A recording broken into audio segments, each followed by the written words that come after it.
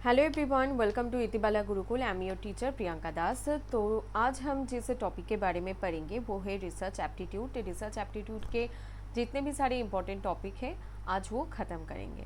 ठीक है, अब देखो जो 70 डेज़ का मैराथन है वो तो शुरू हो गया है। हम कोशिश करेंगे कि पहले जो 10 दिन में 10 जो यूनिट है उसे हम ख़त्म कर लें। उसके बाद जो बाकी के दिन बचेगा उसमें हम क्या करेंगे, रिविज़न, और उसके साथ साथ क्या करेंगे, PYQs। ठीक है, तो फिर चलिए शुरू करते हैं। मैं हूँ आपकी टीचर प्रियंका दास। मैं एक रिसर्च स्कॉलर हूँ यूनिवर्सिटी ऑफ बर्धमान से। मैंने ग्रेजुएट किया है मालदा वुमेंस कॉलेज से और पोस्ट ग्रेजुएट किया है यूनिवर्सिटी ऑफ कोरबंगो से। उसके बाद मैंने नेट, WB सेट और गेट क्वालिफाई किया है। तो आज की जो टॉपिक है उस टॉपिक में कौन कौन से टॉपिक जो है वो हम करने वाले हैं, पहले वो एक बार देख लीजिए।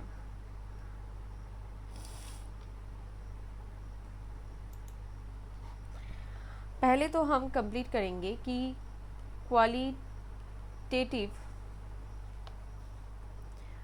क्वालिटेटिव एंड क्वांटिटेटिव क्या होता है, उनमें डिफरेंस क्या है वो पढ़ेंगे। उसके बाद पढ़ेंगे हमारे जो सैम्पलिंग टेक्निक्स है उसे, जो कि बहुत इम्पॉर्टेंट है। इसमें क्रोनोलॉजी नहीं आता है, इसमें मैच द फॉलोइंग आता है, मैच दी फॉलोइंग। अब क्या होता है कि UGC नेट एक बहुत ही अनप्रेडिक्टेबल एग्ज़ाम है, तो मैच द फॉलोइंग कभी आया नहीं था। तो क्या होता है कि सैम्पलिंग के जितने भी सारे स्टेप्स हैं हम तो याद कर लेते हैं, नॉन प्रोबेबिलिटी, प्रोबेबिलिटी सैम्पलिंग, लेकिन कभी कभी गलती भी हो जाते हैं तो उसे याद रखना ज़रूरी है। उसके बाद हम बहुत सारे टेस्ट्स जो है वो करेंगे, NOIR के बारे में पढ़ेंगे, जो स्किल्स है उनके बारे में पढ़ेंगे, वैलिडिटी क्या होता है, रिलायबिलिटी क्या होता है, क्रेडिबिलिटी क्या होता है,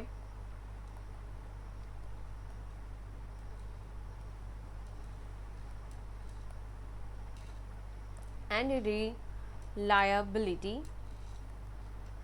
उसके बारे में पढ़ेंगे। उसके बाद क्या आता है, और एक चीज़, हाँ, रिसर्च टूल्स था वो पढ़ेंगे। रिसर्च के जो एथिक्स है उसके बारे में पढ़ेंगे। मीन, मीडियन, मोड के बारे में भी पढ़ेंगे। ठीक है, तो इतना सारा टॉपिक आज हम कवर करने वाले हैं। कई 9 से 10 टॉपिक होगा आज जो हमें कवर करना है। तो चलिए शुरू करते हैं आज के वीडियो बिना किसी देरी के, क्योंकि बहुत सारा वक्त आज हमें देना पड़ेगा। ठीक है,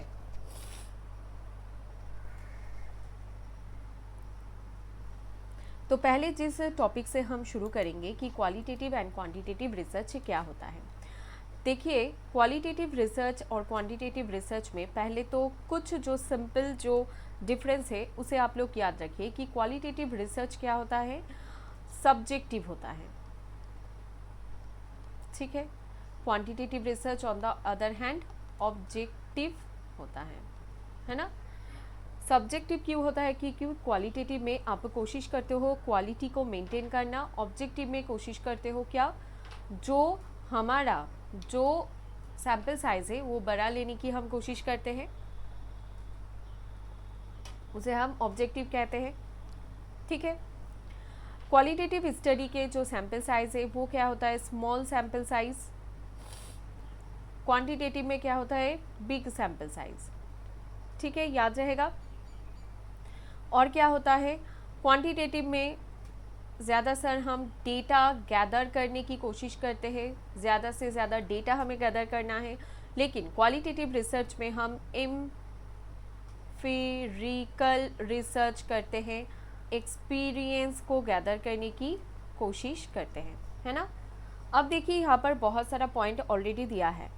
आउटकम क्या होता है, देखिए क्वालिटेटिव रिसर्च अगर आप करेंगे, ठीक है, एक एक करके आते हैं। ठीक है, studies meanings, experience, perceptions and opinions. जो हमारा क्वालिटेटिव रिसर्च होता है उसमें हम क्या कोशिश करते हैं कि हमारा जो रिसर्च होगा वो मीनिंगफुल होना चाहिए, उसमें एक्सपीरियंस होना चाहिए, परसेप्शन जो है वो बहुत बड़ा होना चाहिए, जो ओपिनियन है वो बड़ा होना चाहिए हमारा, ठीक है। क्वांटिटेटिव रिसर्च में क्या होता है, studies number, measurements and statistical relationship. इसका मतलब क्या है, जो हमारा सैम्पल साइज होगा वो 500 से 1000 या फिर उससे भी ज़्यादा हो सकता है, ठीक है। इसके बाद हम डेटा को क्या करते हैं, एनालिसिस करते हैं, जहाँ से हमें बहुत सारे वेरिएबल्स मिलते हैं, है ना। वेरिएबल्स को हम कंपेयर करते हैं, ऐसे हम कोशिश करते हैं स्टडी करना। नंबर ऑफ डेटा क्या होता है, क्वालिटेटिव रिसर्च का नॉन न्यूमेरिकल होता है। क्वांटिटेटिव रिसर्च का क्या होता है, न्यूमेरिकल होता है, ठीक है। इसे याद रखिए, नॉन न्यूमेरिकल का मतलब ये नहीं है कि उसमें कोई नंबर नहीं हो, ऐसा नहीं है। इसका मतलब होता है कि जितना भी नंबर होगा आप वो गिन सकोगे, आप यहाँ तक कि हर एक सैंपल की नाम जो है उसे याद रखोगे, कौन कहाँ से है उसे याद रखोगे, कौन से ट्राइब को आप स्टडी कर रहे हो, ट्राइब में कितने सारे लोग हैं, ये सब आपको याद रहेगा, ठीक है। न्यूमेरिकल डेटा में क्या होता है कि आपका डेटा बहुत बड़ा होता है, ठीक है, तो उसमें आप हर किसी का डिटेल्स जो है वो याद ना भी रख सकते हो। आप डेटा पहले गैदर करते हो, उसके बाद उसे एनालाइज करते हो और उसके बाद कंक्लूजन में आते हो, तो वहाँ पर आपको किसी को भी पर्सनली जानने की ज़रूरत तो है नहीं। क्वालिटेटिव रिसर्च का जो ऑब्जेक्टिव है, एक्सप्लोर करना, अंडरस्टैंड करना, क्या कोई भी फिनोमेना को सोचो, एक जो घटना घट रही है वो क्यों हुआ, कैसे हुआ, आप उसके इन डेप्थ जाओगे, आप उसके हिस्ट्री को जानोगे और उसका फ्यूचर कॉन्सिक्वेंस भी क्या होगा ये भी आप जानने की कोशिश करोगे, क्योंकि आप उस फिनोमेना की हर एक पर्सपेक्टिव को जानने की कोशिश करोगे। On the other hand, quantitative research की बात करें, हम मेजर करते हैं, उसके बाद हम क्या करते हैं, हम हाइपोथेसिस को टेस्ट करते हैं, याद रहेगा। क्या अप्रोच यूज़ करेंगे हम क्वालिटेटिव रिसर्च में, हम इंडक्टिव अप्रोच यूज़ करेंगे, ठीक है। क्वांटिटेटिव रिसर्च में क्या यूज़ करेंगे, हम डिडक्टिव अप्रोच यूज़ करेंगे। इंडक्टिव अप्रोच क्या होता है, जहाँ पर हम जनरल से कहाँ पर जाएंगे, जनरल से हम कहाँ पर जाएंगे, जनरल से हम थ्योरी बिल्ड करेंगे, है ना। इसे हम इंडक्टिव कहेंगे मेथड। डिडक्टिव मेथड में ऑन द अदर हैंड क्या होता है, हमारे पास थ्योरी पहले से होता है, उसके बाद हम वहाँ से जनरल या फिर जनरलाइज्ड करने की कोशिश करते हैं। हमारे पास थ्योरी है, उसके बाद हम थ्योरी को पॉपुलेशन के अंदर अप्लाई करने की कोशिश करते हैं। सैम्पल साइज क्या होता है, क्वालिटेटिव रिसर्च का बहुत छोटा होता है, क्वांटिटेटिव रिसर्च का सैम्पल साइज क्या होता है, बहुत बड़ा होता है ना। सैम्पल साइज क्या होता है, क्वालिटेटिव रिसर्च का छोटा होता है। आपका सैम्पल साइज, सोचो मैं एडिक्शन के ऊपर अगर काम कर रही तो मेरा सैम्पल साइज 100 है, तो मैं उन 100 सैम्पल्स की इन डेप्थ स्टडी करूँगी, कोशिश करूँगी कि मैं जितना हो सके उतना अंदर जाने की, उसके बाद उसे एनालाइज करने की, है ना। लेकिन ये जो साइज़ है ये लार्ज होता है ऑब्वियसली। अगर एडिक्शन की जैसा अगर कोई सेंसिटिव टॉपिक मेरा ना होता, सोचो मैं अगर इस बारे में स्टडी करती कि बेगरी की हालत क्या है, इंडिया में कितने सारे बेगर्स हैं और उनका क्या क्या सिचुएशन है, मैं वो क्वालिटेटिव में स्टडी करना चाहती हूँ, तो मैं उतना ज़्यादा जाऊँगी नहीं अंदर, है ना। डेटा कलेक्शन की अगर बात करें, interviews, observations, case studies are very very important. लेकिन on the other hand quantitative में आप इंटरव्यू नहीं लोगे, आप सर्वे मेथड की इस्तेमाल करोगे। क्वेश्चनियर्स आपका रेडी होगा, आप जाओ या कोई और जाए, वहाँ से आंसर्स जो है वो गैदर करेंगे और उसके बाद आप उसे एनालाइज करोगे, ठीक है, आप एक्सपेरिमेंट करोगे। एनालिसिस की अगर बात करें कि क्वालिटेटिव रिसर्च को कौन कौन सी मेथड से हम एनालाइज कर सकते हैं, thematic analysis. Ma'am thematic analysis क्या होते हैं? थीमेटिक एनालिसिस, सोचो आपके पास एक स्पीच है, ठीक है, और ऐसे आपके पास 50 इंटरव्यूज़ है जो आपने रिकॉर्ड किया है। आप उसे ट्रांसक्राइब करोगे, उसके बाद आप कॉमन जो वर्ड्स होगा उसे ढूंढने की कोशिश करोगे, है ना। फिर उसे आप थीम वाइज डिवाइड करोगे और उसे एनालाइज करोगे, ठीक है। What is content analysis? Content में क्या होता है? जो आपके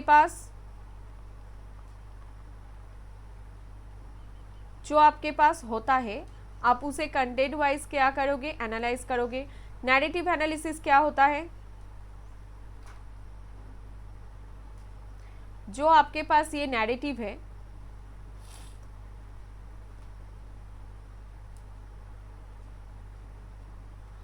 ये किसी ने स्पीच से बोला है ना। अब इस नैरेटिव को आप क्या करोगे? ट्रांसक्राइब करोगे। अब इसे ट्रांसक्राइब करने के बाद आप क्या करोगे? उसे एनालाइज करने की कोशिश करोगे, है ना। क्वांटिटेटिव रिसर्च क्या होता है? स्टैटिस्टिकल एनालिसिस होता है। जो आपके पास डेटा है आप उससे बहुत तरीके का डेटा जो है एनालाइज करने की कोशिश करोगे। आउटकम क्या होगा? क्वालिटेटिव रिसर्च का रिच डिस्क्रिप्शन आपको मिलेगा। जनरलाइज्ड फाइंडिंग्स का क्या होगा?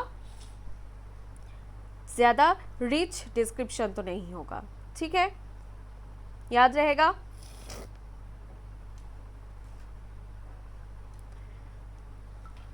रिच डिस्क्रिप्शन का मतलब क्या होता है कि सोचो आप ऐसा एक टॉपिक चूज़ किया है कि ये हो जहाँ पर बहुत सेंसिटिव तरीके का इंफॉर्मेशन आपको मिल रहा है, ठीक है।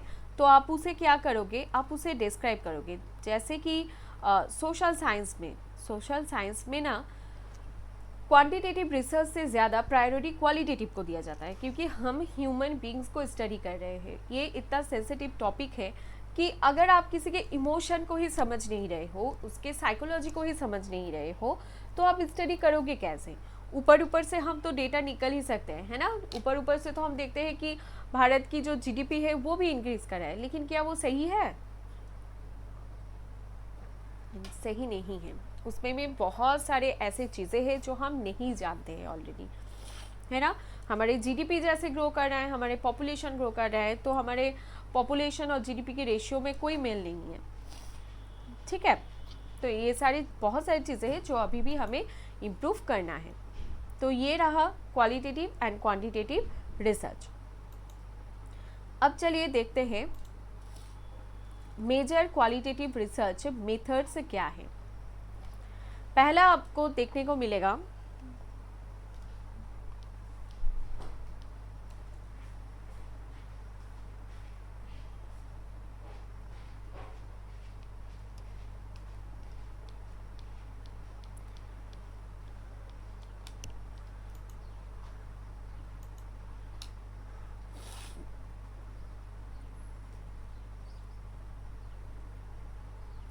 क्वालिटेटिव क्वांटिटेटिव हो गया, है ना।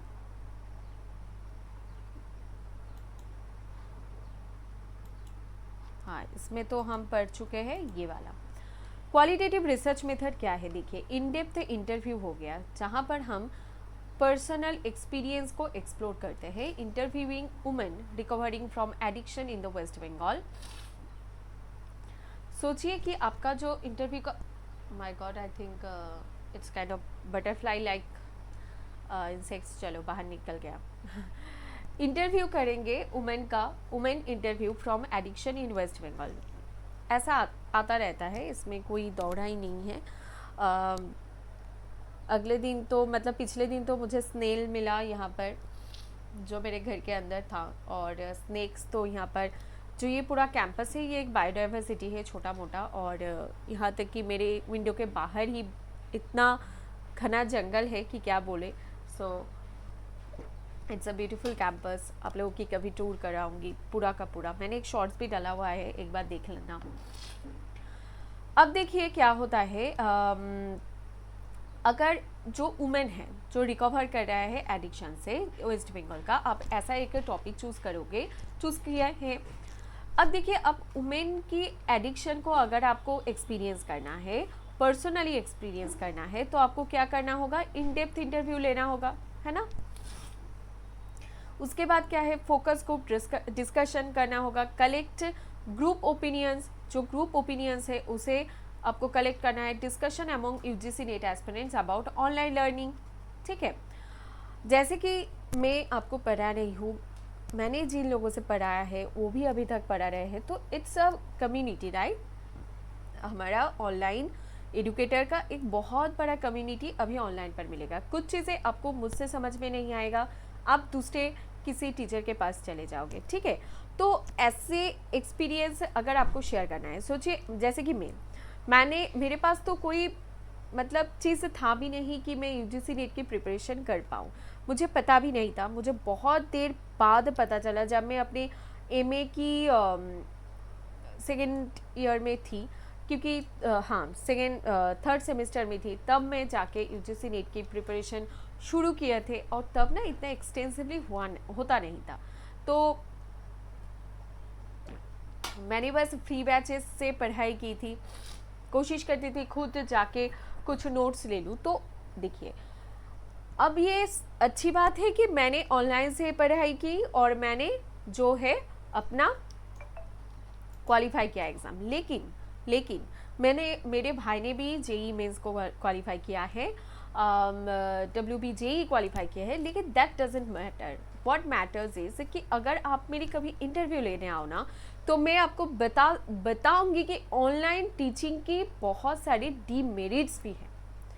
सो ऐसे फोकस ग्रुप डिस्कशन भी आप करोगे, जिससे आपको क्वालिटेटिव रिसर्च के बारे में बहुत कुछ पता चलेगा। आप 5 कैंडिडेट्स को सामने बिठाओ और आप किसी से पॉजिटिव फीडबैक पाओगे, किसी से आप नेगेटिव फीडबैक पाओगे, ठीक है।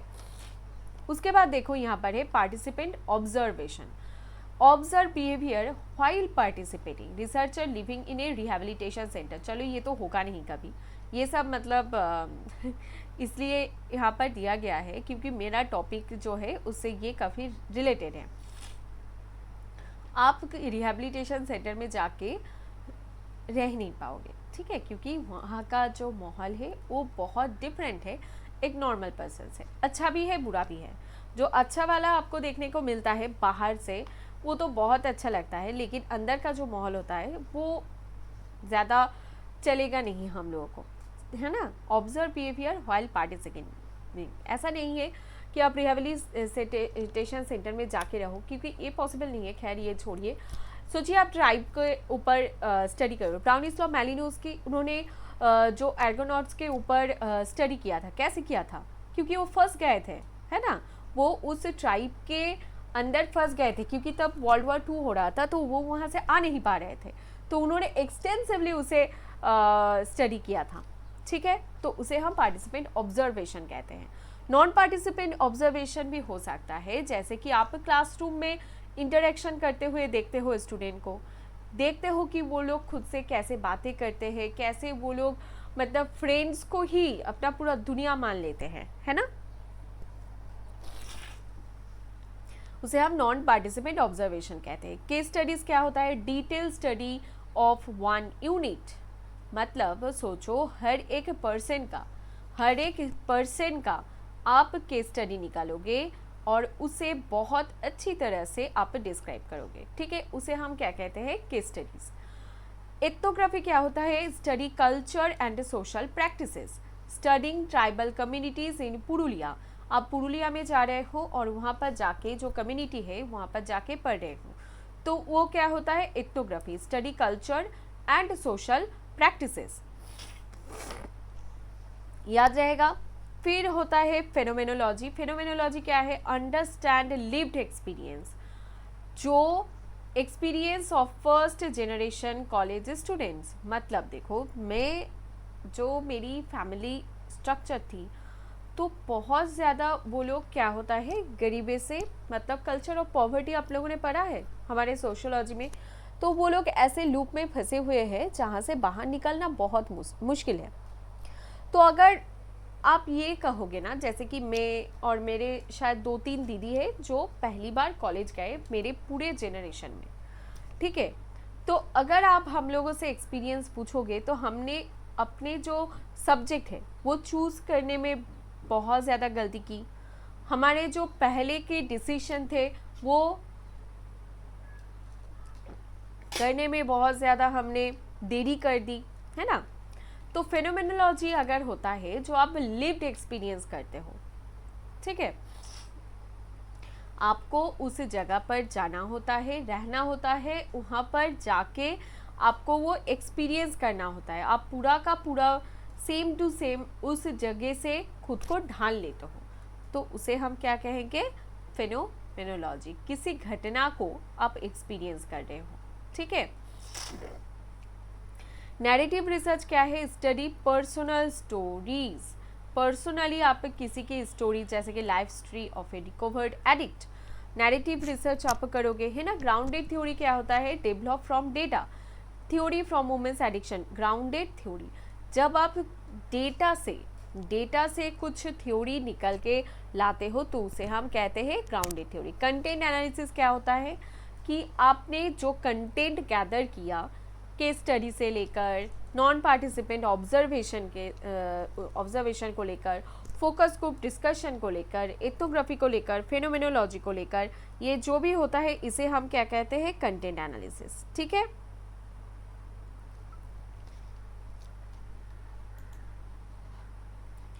याद रहेगा, इसे याद कर लो, कम से कम जो नाम है उसे याद रखो, क्योंकि ये आता है कि क्वालिटेटिव रिसर्च मेथड इनमें से कौन सा है। यहाँ पर चारों दे देंगे, यहाँ पर चारों ऑप्शन दे देंगे, आपको मैच करना होगा, ठीक है। इन डेप्थ इंटरव्यू हो गया, फोकस ग्रुप डिस्कशन हो गया, participant observation, non participant observation हो गया, केस स्टडी, एथनोग्राफी, फेनोमेनोलॉजी हो गया, narrative research, grounded theory, content analysis, okay.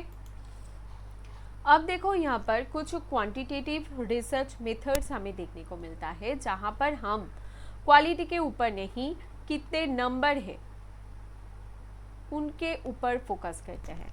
क्या होता है, सर्वे रिसर्च होता है, एक्सपेरिमेंटल रिसर्च होता है, क्वासी एक्सपेरिमेंटल रिसर्च होता है। सर्वे रिसर्च क्या होता है, collect numerical data from many respondents, survey of 500 UGC net aspirants, जो कि ऑनलाइन पढ़े हैं। ऐसे आप सर्वे तो कर ही सकते हो कि आपने 500 यूजीसी नेट की एस्पिरेंट को आपने कलेक्ट किया, उन लोगों से कांटेक्ट किया, आपने ऑनलाइन उनसे बातें की। एक्सपेरिमेंटल रिसर्च क्या होता है, effect of a new teaching method on performance. क्या होगा इफेक्ट, क्या इफेक्ट होगा new teaching method on performance, जैसे कि ऑनलाइन टीचिंग मेथड, है ना। ऑनलाइन टीचिंग मेथड की क्या परफॉर्मेंस रहा है अभी तक, उसका आप एक एक्सपेरिमेंटल रिसर्च कर सकते हो, जहाँ पर आप cause and effect relationship build कर सकते हो कि ऑनलाइन टीचिंग की वजह से ये हो रहा है। ऑनलाइन टीचिंग की वजह से वो गुड भी हो सकता है, बैड भी हो सकता है ना।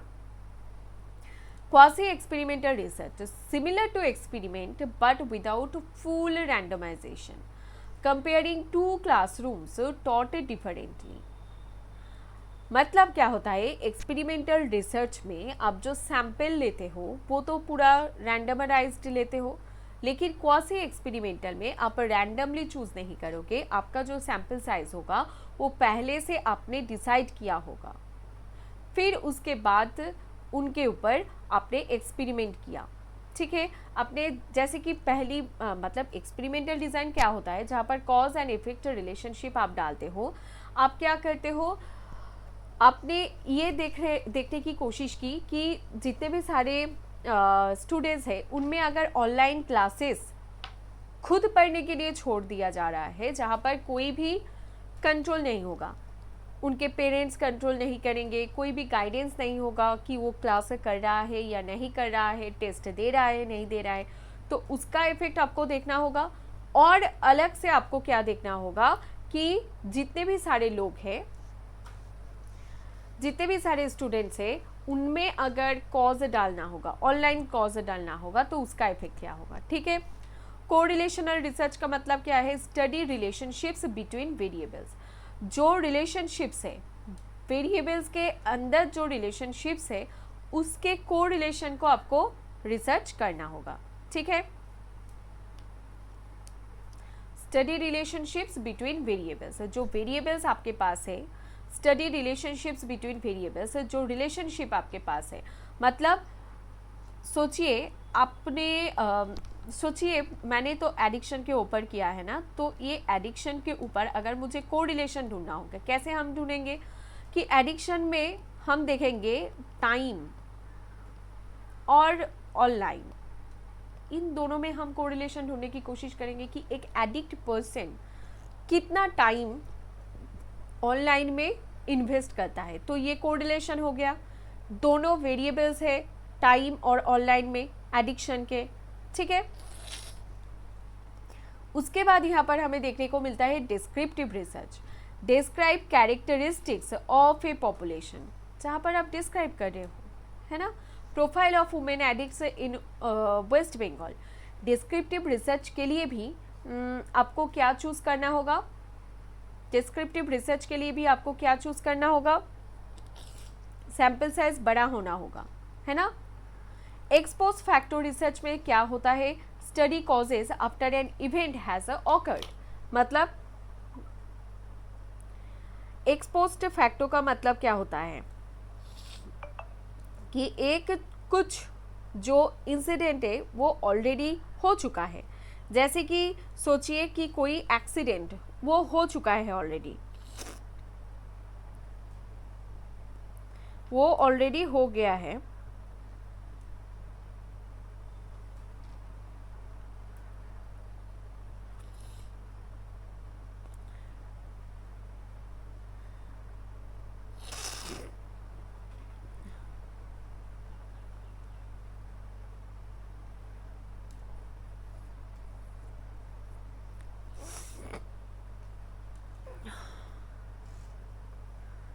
ओके। एक्सपोज फैक्टर रिसर्च क्या होता है, study causes after an event has awkward, एक एक्सीडेंट जो हो चुका है, क्यों वो एक्सीडेंट हुआ उसे स्टडी करने के लिए जब उसे जाओगे, एक्सीडेंट ऑलरेडी घट चुका है लेकिन आपको वो स्टडी करना है कि क्यों यहाँ बार बार एक्सीडेंट हो रहा है, तो उसे हम क्या कहेंगे, एक्सपोज्ड फैक्टर रिसर्च, ठीक है। जैसे कि अगर यहाँ की एग्जाम्पल देखा जाए, factors associated with addiction relapse, जितने भी सारे एडिक्ट पर्सन हैं जो रिहैबिलिटेशन सेंटर पर जाते हैं, रहते हैं, फिर बाहर आके रिलैप्स कर जाते हैं, दूसरे दिन ही रिलैप्स कर जाते हैं, क्यों ऐसा होता है, क्यों ऐसा होता है, क्योंकि हम उसे एक्सपोज्ड फैक्टर रिसर्च के अंडर डालेंगे, है ना, उनके कारण को हम स्टडी करेंगे, लेकिन वो ये कर देते हैं, जो रिलैप्स करेंगे मैं उसे ही स्टडी करूंगी, तो वो जो इंसिडेंट है वो तो घट चुका होता है, उसके बाद जाके मैं उसे स्टडी करती हूँ, तो इसे हम कहते हैं एक्सपोज्ड फैक्टर रिसर्च, ठीक है। लॉन्गिट्यूडिनल रिसर्च की बात करें, स्टडी चेंज ओवर टाइम, आप एक सर्टेन टाइम पीरियड के गैप में आप जब स्टडी करोगे तो उसे हम क्या कहेंगे, लॉन्गिट्यूडिनल रिसर्च। जैसे कि पहले एक मंथ में एक एडिक्ट कितना खुद को रिकवर कर पा रहा है उसे समझने की कोशिश करेंगे, उसके 2 महीने में, 3 महीने में, 4 महीने में, 5 महीने में, ऐसे हम जब लॉन्गिट्यूडिनली एक रिसर्च करेंगे तो इसे क्या कहेंगे, longitudinal research, okay. Cross sectional research किसे कहेंगे, study population at one point in time. Cross sectional research में आप टाइम गैप तो नहीं रखोगे, क्या होगा, आप एक ही पॉइंट में एक ही टाइम पर क्या कर रहे हो, एक पॉपुलेशन को स्टडी कर रहे हो। जैसे कि सोचो मैंने 11 AM पर 12 तारीख को मैंने क्या किया, मैंने 10 लोगों का इंटरव्यू लिया, ठीक है, और उसमें क्रॉस सेक्शनल रिसर्च इसे क्यों कहेंगे, अब ऐसे ही टाइम फ्रेम करते हुए मैंने 50 इंटरव्यूज लिए, ठीक है, अब उनमें हम क्रॉस सेक्शनली देखने की कोशिश करेंगे, बहुत सारे जेंडर की पर्सपेक्टिव से, कास्ट की पर्सपेक्टिव से, रिलीजन की पर्सपेक्टिव से, उनके इनकम की बेसिस पर बहुत सारे ऐसे सेक्शन वाइज हम स्टडी करने की कोशिश करेंगे। 50 इंटरव्यूज़, ठीक है, हर एक इंटरव्यू में कितने आदमी होंगे? 10 होंगे, इसका मतलब 500 इंटरव्यूज़, है ना। 500 पीपल की बहुत सारी कैटेगरी को सेक्शन वाइज डिवाइड करेंगे और 50 इंटरव्यूज़ में इस 50 पहले के 10 इंटरव्यूज़ में मुझे सेक्शन वाइज ये मिला, उसके बाद ये मिला। तो क्रॉस सेक्शनल और लॉन्गिट्यूडिनल में जो डिफरेंस है कि लॉन्गिट्यूडिनल में एक टाइम होता है, टाइम फ्रेम होता है, क्रॉस सेक्शनल में एक ही टाइम पर हम क्या करते हैं? पॉपुलेशन को स्टडी करते हैं और उनके अंदर क्रॉस सेक्शनली रिसर्च को देखने की कोशिश करते हैं, ठीक है। मैम दोनों में ही आप टाइम बोल रहे हो, इसका मतलब क्या है? यहाँ पर देखो हर एक में 1 महीने का गैप है, लेकिन ये गैप, ये जो टाइम फ्रेम का, क्रॉस सेक्शन में टाइम फ्रेम का कोई भी एक्यूरेट नहीं होगा। एक पॉइंट पर जब मैं इंटरव्यू ले रही हूँ तो वही मेरा एक सैंपल हो गया, उसके बाद दूसरा सैंपल होगा, उसके बाद उन दोनों में मैं क्रॉस सेक्शनल करूँगी, ठीक है। 1 पॉइंट इन टाइम, याद रहेगा। उसके बाद देखो सेंसस स्टडी है। सेंसस स्टडी का मतलब क्या है? स्टडी एंटायर पॉपुलेशन, है ना। हमारा जो सेंसस है जब वो निकलता है तो उसमें क्या होता है? हम एंटायर पॉपुलेशन को स्टडी करते हैं, ठीक है। Survey of all students in a college. Sample survey क्या होता है? Study a representative sample. Survey of 300 students of 3000 students, ठीक है। याद रहेगा कि सैंपल सर्वे जो होता है वो हम कैसे करते हैं? Study a representative sample. हमारे पास, हमारे जो यूनिवर्सिटी है उसमें अगर 1000 स्टूडेंट्स है, सोचो यहाँ पर 1000 स्टूडेंट्स है, मैं 1000 स्टूडेंट्स को तो स्टडी नहीं कर पाऊंगी, मैं इसमें से रिप्रेजेंटेटिव 100 स्टूडेंट्स लूँगी और उनके सर्वे करूँगी, करके वहाँ पर क्या होगा? एक जो स्टडी है वो निकल कर आएगा, याद रहेगा। तो क्वांटिटेटिव रिसर्च मेथड में क्या आता है? सर्वे research, experimental research, quasi experimental research, correlational research, descriptive research, x post facto research, longitudinal research, cross sectional research, census study and sample survey. अब देखिए यहाँ पर स्पेशली मैं 2 रिसर्च मेथड के बारे में पढ़ाना चाहती हूँ, इसीलिए पढ़ाना चाहती हूँ कि यहाँ से PYQs में बहुत सारे क्वेश्चंस जो है वो फ्रेम हो चुका है, ठीक है। अप्लाइड रिसर्च क्या होता है? एक्शन रिसर्च क्या होता है? अप्लाइड रिसर्च का मतलब है research conducted to solve a practical problem and generate broadly applicable solutions. Applied research क्या होता है? जब आप एक रिसर्च कंडक्ट कर रहे हो एक प्रॉब्लम को सॉल्व करने के लिए और एक ब्रॉडली एप्लीकेबल सॉल्यूशन लेकर आते हो तो उसे हम अप्लाइड रिसर्च कहेंगे। जैसे कि कोविड के टाइम सारे साइंटिस्ट मिलकर वैक्सीन लेकर आए थे, है ना। वैक्सीन उन्होंने कितने जल्दी बनाए थे, तो एक प्रैक्टिकल प्रॉब्लम को सॉल्व करने के लिए रिसर्च कंडक्ट किया गया था, तो उसे हम अप्लाइड रिसर्च कहेंगे। What is action research? conducted to solve an immediate local problem in a specific setting.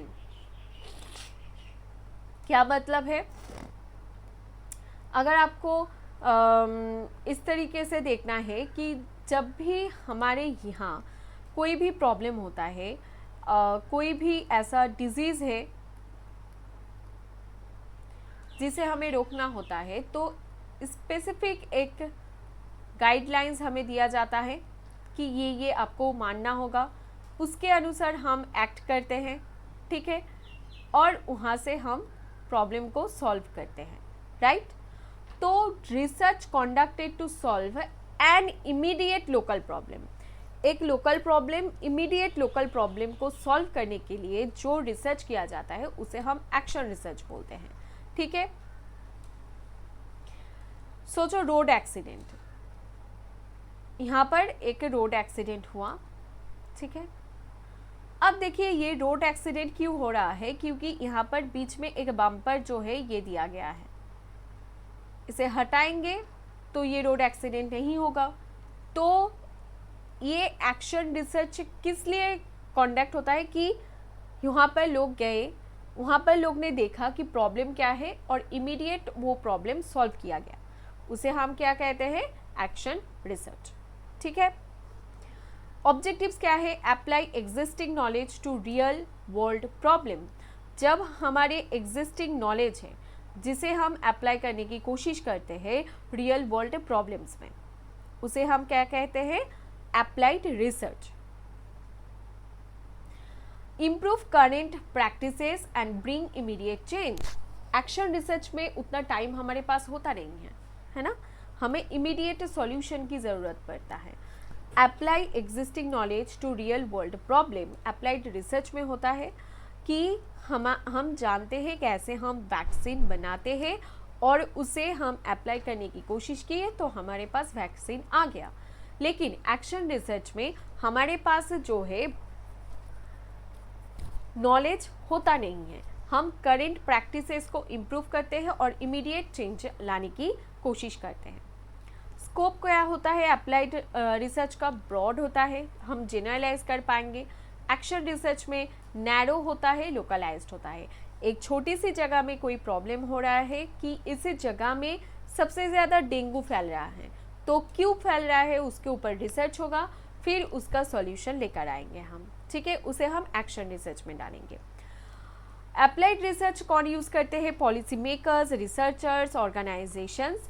Action research teachers, social workers, administrators and practitioners. जैसे कि मैंने कहा कि डेंगू क्यों होता है, किसी पर्टिकुलर जगह पर ही डेंगू सबसे ज़्यादा हो रहा है, तो एक्शन रिसर्च वहाँ पर अप्लाई होगा। अप्लाइड रिसर्च जैसे कि कोवैक्सीन, कोविड, वो तो पूरे वर्ल्ड में छाए थे, तो वहाँ पर अप्लाइड रिसर्च होगा, ठीक है। Generalization. Findings can often be generalized. Findings are usually not generalized. किसी जगह पर डेंगू इसलिए हो रहा है क्योंकि वहाँ पर जो लोग रहते हैं वो साफ सफाई से नहीं रह रहे हैं, वो लोग नहीं जानते कि हमें पानी स्टोर करके नहीं रखना है। वहाँ का जो एनवायरनमेंट है वो बहुत ज़्यादा मॉइस्ट है, वहाँ पर वैसे ही मस्कीटोज क्या होते हैं, ज़्यादा होते हैं, तो वो सब एक्शन रिसर्च में आएगा, ठीक है। रिसर्चर की अगर आप बात करें तो यूजुअली एक्सटर्नल रिसर्चर और एक्सपर्ट की ज़रूरत होता है। यहाँ पर अगर एक्सपर्ट ना भी हो, जो प्रैक्टिशनर्स है, सोशल वर्कर्स है, टीचर्स है, वो भी क्या करेंगे, बहुत सारे फैक्ट्स को गैदर करेंगे, फिर उसे एनालाइज करेंगे, फिर उसके बहुत सारे सल्यूशन को निकालने की कोशिश करेंगे, ठीक है। अप्लाइड रिसर्च करने में वक्त लगता है, लेकिन एक्शन रिसर्च में हमारे पास वक्त नहीं होता, हमारे पास बहुत ही शॉर्ट टाइम होता है जिससे हमें एक्शन रिसर्च करना है, इमीडिएट करना है। New applications of knowledge, applied research में हमारे पास क्या होता है, न्यू एप्लीकेशंस ऑफ नॉलेज होता है। एक्शन रिसर्च में इम्प्रूवमेंट ऑफ प्रैक्टिस की ज़रूरत होता है, ठीक है। अप्लाइड रिसर्च और एक्शन रिसर्च कंफर्म हो गया।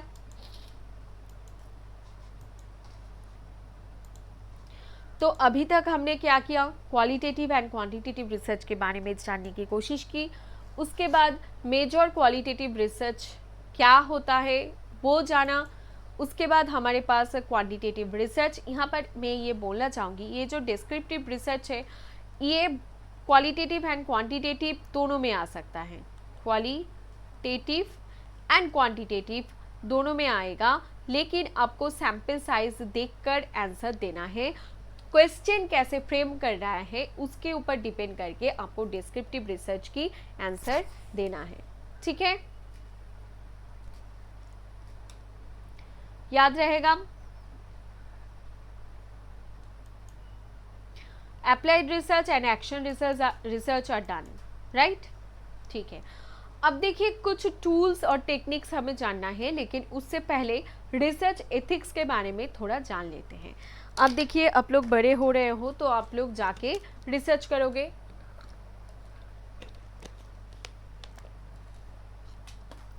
लेकिन रिसर्च के कुछ प्रिंसिपल्स जो है उसे हमें याद रखना है और उसके मीनिंग को भी याद रखना है। जैसे कि ऑनेस्टी मतलब क्या है, रिपोर्ट डेटा ट्रूथफुली। जो आपको डेटा मिलेगा आप उसे मैनिपुलेट नहीं करोगे, डू नॉट मैनिपुलेट।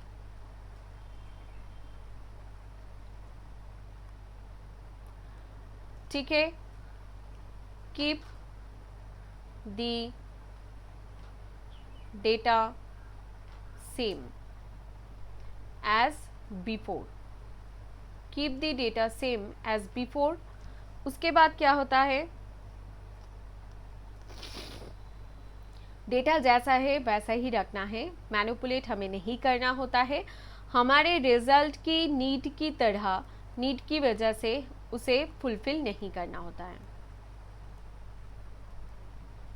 ठीक है, इंटीग्रिटी का मतलब क्या होता है, मेंटेन कंसिस्टेंसी इन रिसर्च। आपका जो रिसर्च है उसमें इंटीग्रिटी होना चाहिए। ठीक है, ऐसा नहीं है कि आप पूरे वेस्ट बंगाल की अगर मैप आप देखो,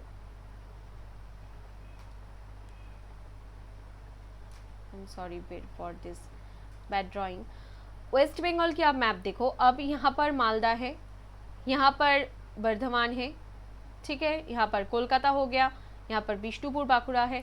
अब देखो मैं पूरे वेस्ट बंगाल को कवर तो कर नहीं पाऊंगी, तो मुझे कंसिस्टेंटी को अगर मेंटेन करना है तो मैं अपने यूनिवर्सिटी की आसपास की जितने भी लोकल जगह है वहाँ पर जाऊँगी, है ना, मेरी स्टडी को कंडक्ट करने के लिए, ताकि उसकी इंटीग्रिटी जो है वो मेंटेन रहे।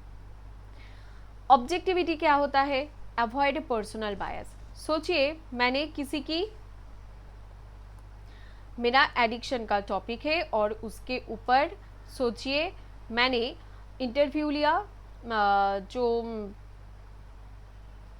पेशेंट्स है उनका, और फिर उनके फैमिली मेम्बर्स का भी मैंने इंटरव्यू लिया। उसके बाद मुझे लगा कि फैमिली मेम्बर्स के ऊपर ये लोग इतना कुछ, फैमिली मेम्बर्स इतना कुछ सह चुके हैं, तो वो इंसान बुरे ही हैं। एडिक्शन हो या ना हो, कोई इंसान अपने माँ के साथ, अपने बाबा के साथ ऐसा कर नहीं सकते। तो ये हो जाएगा मेरा पर्सनल बायस कि मैं दोनों तरफ सुन नहीं रही हूँ, मैं समझने की कोशिश नहीं कर रही हूँ। ठीक है, कॉन्फिडेंशियलिटी क्या है, प्रोटेक्ट पार्टिसिपेंट इंफॉर्मेशन। मतलब क्या है कि जितने भी सारे पेशेंट्स होंगे उनके जो नाम, नेम, एड्रेस, ये सब मुझे डिस्क्लोज करना ही नहीं है। ठीक है, जो बताना चाहते हैं, जो खुद से चाहते हैं कि हाँ अगर मेरा नाम आ भी गया तो मुझे ज़्यादा प्रॉब्लम नहीं होगा, तो उससे हम कह सकते हैं ये रेस्पेक्ट फॉर द पर्सन। इसका मतलब क्या है कि कोई अगर एडिक्ट भी है तो मुझे पहले उसे रेस्पेक्ट करना होगा, क्योंकि वो उनका राइट्स है। मैं उसे खुद, क्योंकि मैं खुद स्टडी करने जा रही हूँ, तो मैं वो सारी चीज़ें सुन रही हूँ जो उन्हें शायद अच्छा ना भी लग रहा हो, क्योंकि वो अभी अच्छे हैं, अभी वो रिकवरी में है, उसे ये सब नहीं सुनना है। तो मुझे उस पर्सन को रेस्पेक्ट करना होगा कि उन्होंने रिकवर किया, अभी वो अपने ज़िंदगी सुधारने की कोशिश कर रहा है, अपने जो ड्यूटीज़ है उसे फुलफिल करने की कोशिश कर रहा है, रिस्पॉन्सिबिलिटीज़ ले रहा है एंड एवरीथिंग। ठीक है, बेनिफिशियंस, इसका मतलब क्या है, maximise benefits and minimise the harm. जो बेनिफिट है उसे मैक्सिमाइज करना होगा, जो किसी को हार्म करने की कोशिश करे उसे मिनिमाइज करना होगा। जस्टिस मतलब फेयर ट्रीटमेंट चाहिए पार्टिसिपेंट्स को, फेयर ट्रीटमेंट देना होगा पार्टिसिपेंट्स को। ठीक है, ट्रांसपेरेंसी क्या है, clearly disclose methods and findings. जो मेथड्स है, फाइंडिंग्स है, उसे क्या करना है, डिस्क्लोज नहीं करना है, ट्रांसपेरेंसी को मेंटेन करना है। ओके, सॉरी मैं यहाँ पर देखिए, जस्टिस देना है, फेयर ट्रीटमेंट ऑफ पार्टिसिपेंट, हर किसी को मैं सही से ट्रीट करूँगी एंड सेम ट्रीटमेंट करूँगी। ठीक है, बेनिफिशियंस, मैक्सिमाइज बेनिफिट्स, मिनिमाइज हार्म, उन लोगों का कोई तकलीफ ना हो, दिक्कत ना हो, उसे हमें मेंटेन करना है। ट्रांसपेरेंसी की, क्यों उनका इंटरव्यू लिया जा रहा है, कैसे मैं इसे कॉन्डक्ट करूँगी, कैसे मैं उन्हें अपने काम के लिए इस्तेमाल करूंगी, ये उन्हें समझना बहुत ज़रूरी है। ठीक है। Accountability, accept responsibility for research conduct. जो रिस्पॉन्सिबिलिटी है उसके लिए जैसे मैं रिसर्च कॉन्डक्ट कर रही हूँ उसका रिस्पॉन्सिबिलिटी मेरा है, तो अकाउंटेबिलिटी मुझे लेना होगा अगर कोई प्रॉब्लम होता है तो। ये रिसर्च एथिक्स के पॉइंट्स है जो आपको याद रखना है। Honesty, integrity, objectivity, confidentiality, transparency, accountability, very important, respect for the person, beneficence and justice. Clear रहेगा। अब देखिए कॉन्फिडेंशियलिटी एंड एनोनिमिटी में थोड़ा फर्क होता है। Researcher knows the participants identity. Anonymity में रिसर्चर को भी नहीं पता कि वो किसके इंटरव्यू ले रहे हैं। कॉन्फिडेंशियलिटी रिसर्चर खुद इंफॉर्मेशन को प्रोटेक्ट करते हैं। एनोनिमिटी में कंप्लीटली हिडन कर दिया जाता है, वो अपना नाम भी नहीं बताएंगे, एड्रेस भी नहीं बताएंगे, इवन रिसर्चर को भी। कॉन्फिडेंशियलिटी सोशल साइंस में बहुत कॉमन है। एनोनिमिटी बहुत डिफिकल्ट है इंटरव्यू स्टडीज में मेंटेन करना, क्योंकि अब जब एक पर्सन से बात करें, वो रोबोट तो है नहीं, वो ऐसे बहुत कुछ बताते हैं जो हम अपने स्टडी में इंक्लूड भी नहीं कर सकते। अगर इंक्लूड करेंगे तो वो कंट्रोवर्सी में आ जाएगा। अगर हम सोशल साइंस के रिसर्च करते हुए अगर पूरा का पूरा सच बताने लगे, जैसे कि एडिक्शन की टॉपिक मेरे पास है, तो मुझे पता है कि कैसे ये सारे ड्रग्स जो है वो सप्लाई हो रहा है, कैसे ड्रग्स को चारों तरफ फैलाया जा रहा है, तो ये मैं डिस्क्लोज कर नहीं सकती क्योंकि ये मेरा रिसर्च का पार्ट नहीं है, ये इन्फॉर्मेशन मुझे नहीं चाहिए, तो मैं उसे कॉन्फिडेंशियल रखती हूँ। लेकिन एनोनिमिटी मेंटेन कैसे करूँ, क्योंकि वो बताएंगे मुझे, वो अपनी जर्नी तो मुझसे शेयर करेंगे ना, तो एनोनिमिटी होता नहीं है। ठीक है, याद रहेगा इतना। चलिए, तो यहाँ तक की जो है कंप्लीट हो चुका है।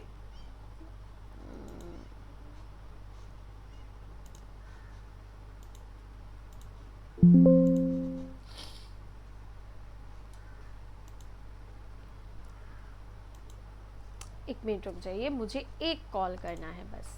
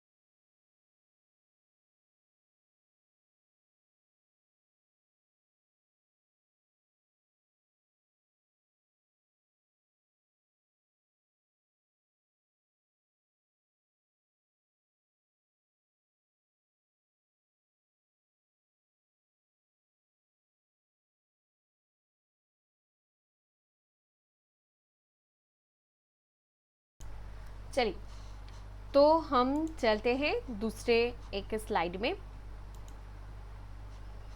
हाँ, तो अब हम जो पढ़ेंगे वो है सैंपल। ठीक है, सैंपल साइज को पढ़ लेते हैं। देखिए, sampling methods are broadly divided into probability sampling and non probability sampling, है ना। सैम्पलिंग को हम दो तरीकों में डिवाइड करते हैं, एक प्रोबेबिलिटी, एक नॉन प्रोबेबिलिटी। प्रोबेबिलिटी क्या होता है, प्रोबेबिलिटी में जो हमारा सैंपल होता है ना, उसमें कोई भी बायसनेस नहीं होता है। नॉन प्रोबेबिलिटी में क्या होता है, बायसनेस होता है, बायस्ड, जहां पर आप अपने प्रॉफिट के अनुसार या फिर नीड के अनुसार जो है सैंपल चूज करते हो। क्लियर है। अब देखो क्या है प्रोबेबिलिटी सैम्पलिंग, जिसे हम रैंडम सैम्पलिंग कहते हैं। मतलब क्या है, every member of a population has a known and equal chance of being selected. probability sampling में क्या होता है, जितना भी population होगा उनका हर एक पोर्शन इक्वल चांस पाएंगे सिलेक्टेड होने के लिए, स्टडी में आने के लिए. ठीक है. टू रिड्यूस सिलेक्शन बायस, क्या ऑब्जेक्टिव है कि प्रोबेबिलिटी सैम्पलिंग से अगर आप स्टडी करोगे तो इसका मतलब है जो ऑब्जेक्टिव है आपका, उससे उसका ऑब्जेक्टिव क्या होता है. प्रोबेबिलिटी सैम्पलिंग आप चूज कर रहे हो कि मैं रिसर्च कंडक्ट करूंगी और मैं सैम्पलेज चूज करूंगी, तो वो प्रोबेबिलिटी सैम्पलिंग होगा. क्यों? क्योंकि आपको सिलेक्शन बायस को रिड्यूस करना है, आपको ऑब्टेन करना है. क्या ऑब्टेन करना है? एक रिप्रेजेंटेटिव सैंपल. ठीक है. कि अपने एक सर्वे निकाला गवर्नमेंट का, वहाँ पर आपको एडिक्ट पता चला कि 86% जो ह्यूमंस है वो क्या करते हैं, एडिक्ट है या फिर ड्रिंक करते हैं. तो अब क्या करोगे आप, इनके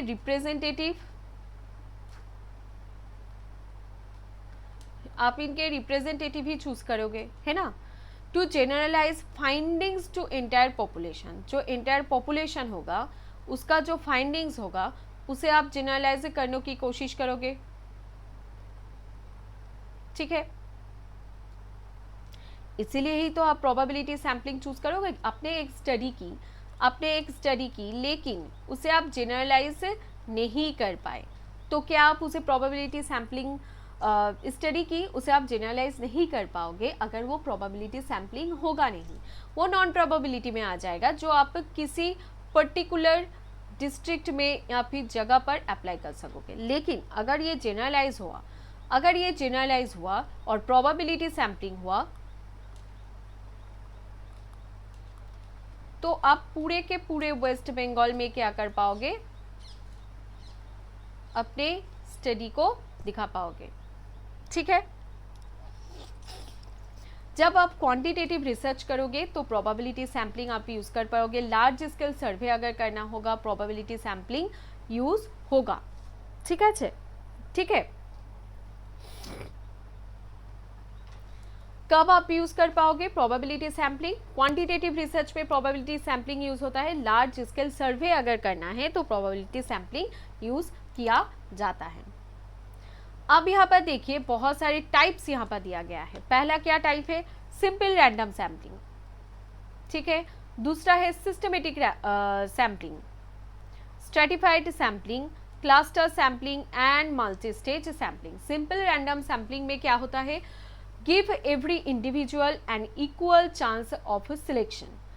सिंपल रैंडम सैम्पलिंग में क्या होता है? आप हर एक इंडिविजुअल को इक्वल चांस दोगे सिलेक्शन की. जब पॉपुलेशन होमोजीनस होगा तो ये करना ज्यादा आसान है. Selecting 100 students from A list of 1000 using lottery method. लेकिन ये 100 स्टूडेंट्स सारे के सारे कहाँ हो गए? कॉलेज गोइंग होंगे या तो फिर यूनिवर्सिटी के होंगे. लेकिन अगर ये 100 स्टूडेंट्स में बहुत सारे वेरिएंट होंगे, जहाँ पर प्राइमरी से शुरू करके हायर एजुकेशन तक की स्टूडेंट्स आपको मिलेगा, तब तो पॉपुलेशन होमोजीनस नहीं है, तब हेटेरोजीनस होता है, तब आप सिंपल रैंडम सैम्पलिंग नहीं कर पाओगे, है ना. फिर आपको क्या करना होगा? सिस्टमेटिक सैम्पलिंग करना होगा. सिस्टमेटिक सैम्पलिंग से चूज करना होगा. Select sample in a regular interval. Population list is available है आपके पास. अब every 10th students from A register. Systematic sampling आप चूज करोगे. ठीक है. उसका मतलब क्या है? सोचिए आपके पास करीब 15 स्टूडेंट्स है. 1, 5, 10, 15. अब 1 से लेकर 15 तक जो स्टूडेंट्स है उनमें से आप सिस्टमेटिकली एक इंटरवल दे के आप चूज करोगे. जैसे कि पहले स्टूडेंट्स को अगर आपने चूज किया, उसके बाद आप 5 नंबर वाला स्टूडेंट को चूज करोगे, उसके बाद 10 नंबर वाले स्टूडेंट को चूज करोगे, उसके बाद 15th नंबर जो होगा स्टूडेंट का उसे चूज करोगे, उसे हम क्या कहते हैं, सिस्टेमेटिक सैम्पलिंग। स्ट्रेटिफाइड सैम्पलिंग क्या होता है, इंश्योर रिप्रेजेंटेशन ऑफ ऑल सब ग्रुप्स। जो ग्रुप्स होते हैं, पॉपुलेशन हैज डिफरेंट कैटेगरीज है, right, sampling mails and females separately. इसका मतलब क्या है, जो स्ट्रेटिफाइड सैम्पलिंग है, यहाँ पर मेल हो गए, फीमेल हो गए, आप 5 साल के बच्चों को एक सैंपल बना दिया, 10 साल के बच्चों को सैंपल बना दिया, ठीक है। टीनेजर्स जो होते हैं 13 से लेकर 19th तक जो बच्चे हैं उनके आप सैंपल ले लिए, तो आपने सब ग्रुप कर दिया पहले ही, और उसके बाद वहाँ से आप पॉपुलेशन को निकालने लगे, ठीक है। सिंपल रैंडम सैम्पलिंग में क्या होता है, आप रैंडमली एक होमोजीनियस पॉपुलेशन से सैंपल को चूज करते हो। सिस्टेमेटिक सैम्पलिंग क्या होता है, जहाँ पर पॉपुलेशन लिस्ट आपके पास है वो होमोजीनियस ना भी हो, आप एक सिस्टेमेटिकली तरीकों से एक इंटरवल के बाद आप चूज करते हो। स्ट्रेटिफाइड सैम्पलिंग में पहले ही आपने डिवाइड कर दिया है बहुत सारे ग्रुप्स में, और फिर वहाँ से आपने सैंपल निकाला।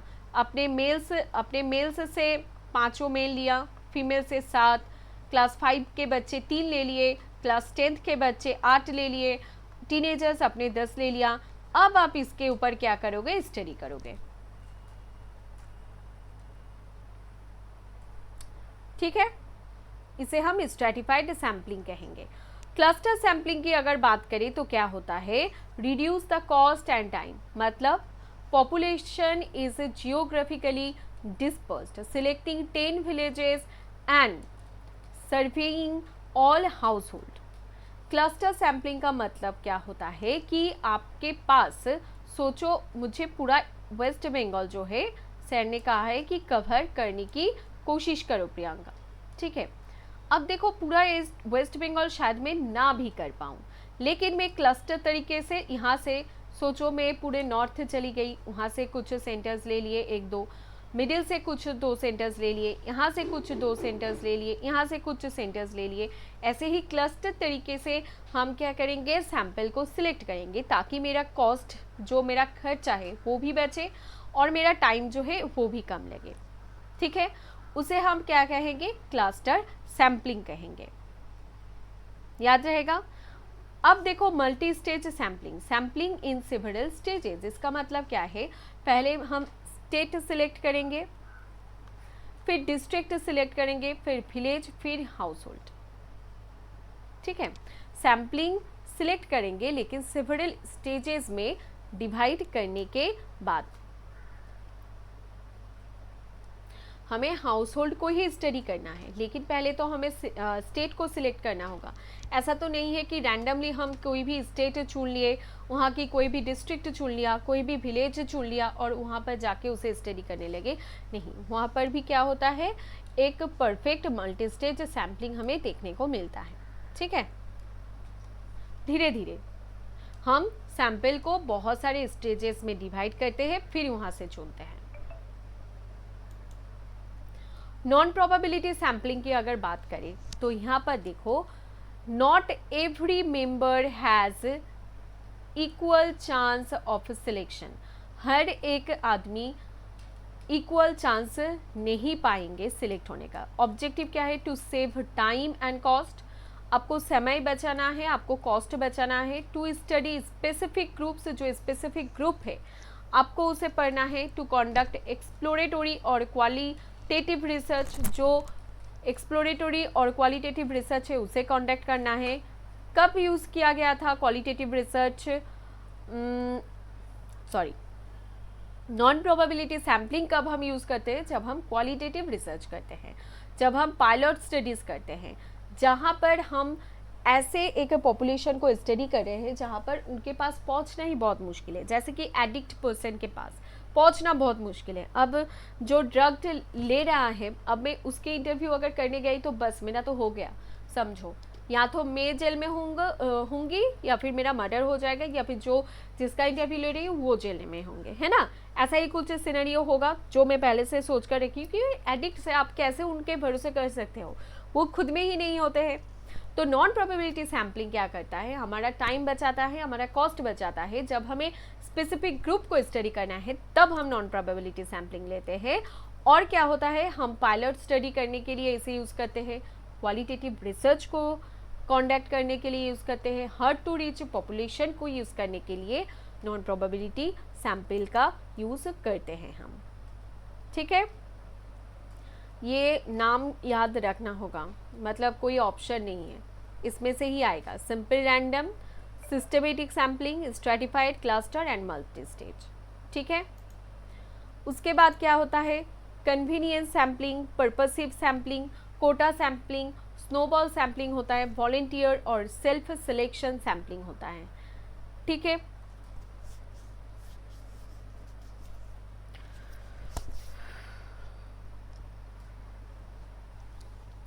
कन्वीनियंस सैम्पलिंग का मतलब क्या है, जब हमें डेटा क्विकली कलेक्ट करना है, हमारे पास टाइम कम है, लिमिटेड टाइम है, रिसोर्सेज भी हमारे पास कम है, तब हम क्या करेंगे, जितने भी हमारे आसपास अवेलेबल होंगे सैम्पल हम उसे इस्तेमाल करेंगे। जैसे कि स्टूडेंट्स जो क्लासरूम में अभी अवेलेबल है, हम उनके ऊपर स्टडी करेंगे। सो वो क्या हो गया, कन्वीनियंस सैम्पलिंग हो गया।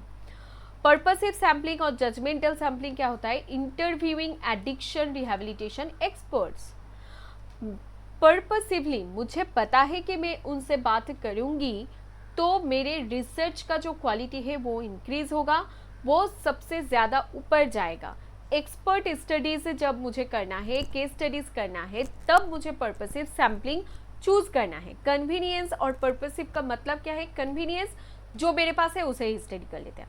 पर्पसिव, हाँ अगर मुझे थोड़ी दूर जाना पड़ रहा है तो मैं जाऊंगी, लेकिन वो मेरे स्टडी के लिए, मेरे रिसर्च के लिए वो बेहतर होगा, तो उसे हम पर्पसिव सैम्पलिंग कहेंगे। ठीक है, कोटा सैम्पलिंग क्या है कि ensure representations of categories without random sampling.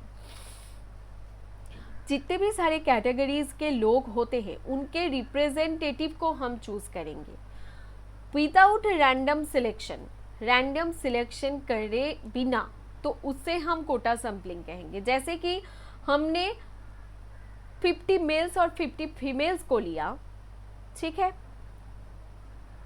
वो कोटा सैम्पलिंग के अंदर आता है कि मेरे रिसर्च स्टडीज में मेल और फीमेल्स दोनों चाहिए। मैंने 50 मेल्स लिए, 50 फीमेल्स लिए, अब इनके ऊपर मैं स्टडी करूँगी, तो उसे क्या कहेंगे हम, कोटा सैम्पलिंग कहेंगे। याद रहेगा, ठीक है। स्नोबॉल सैम्पलिंग क्या होता है, जब आप पॉपुलेशन को पहुंच नहीं सकते, जो आपका टॉपिक है आप उनके पास पहुंच नहीं सकते, तब होता है स्नोबॉल सैम्पलिंग। जैसे कि ड्रग एडिक्ट्स, सेंसिटिव टॉपिक है बहुत ज़्यादा, डिवोर्स बहुत सेंसिटिव टॉपिक है, डोमेस्टिक वायलेंस सेंसिटिव टॉपिक है, तब आपको स्नोबॉल सैम्पलिंग की ज़रूरत पड़ता है। ठीक है, वॉलेंटियर और self selection sampling, gather willing participant, online service करना हो, जब खुद से वो लोग पार्टिसिपेट करना चाहे तो वो सेल्फ सिलेक्शन सैम्पलिंग में आएंगे। ठीक है, सो हमारे probability sampling, non probability sampling हमने देख लिया। अब हमें क्या देखना है, याद रहेगा, यहाँ और एक बात देख लो, प्रोबेबिलिटी सैम्पलिंग जो रैंडम सैम्पलिंग होता है, जो रिड्यूस करते हैं बायसनेस को, रिप्रेजेंटेटिव होते हैं, जेनरलाइज कर सकते हैं एंटायर पॉपुलेशन के फाइंडिंग को। ठीक है, simple random sampling, systematic sampling, stratified sampling, cluster sampling, multi stage sampling. Non probability sampling क्या होता है, जो टाइम और कॉस्ट बचाता है, स्टडी करता है स्पेसिफिक ग्रुप्स को और कॉन्डक्ट करता है एक्सप्लोरेटरी और क्वालिटेटिव रिसर्च को। ठीक है, convenience sampling, purposive sampling, quota sampling, snowball sampling, volunteer और सेल्फ सिलेक्शन सैम्पलिंग। क्लियर रहेगा। जेड टेस्ट, अब देखो क्या है, स्टैटिस्टिकल टेस्ट के बारे में हमें पढ़ना है ना। अब हमें क्या पढ़ना है, स्टैटिस्टिकल टेस्ट के बारे में पढ़ना है।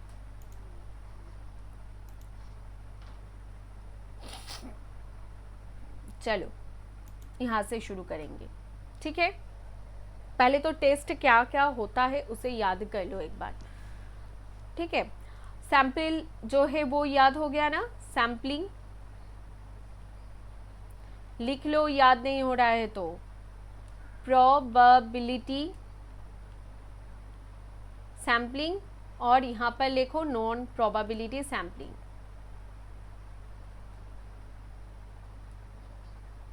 ठीक है, 2 मिनट का वक्त लो, प्रोबेबिलिटी सैम्पलिंग और नॉन प्रोबेबिलिटी सैम्पलिंग जो है उसे लिख लो। ठीक है,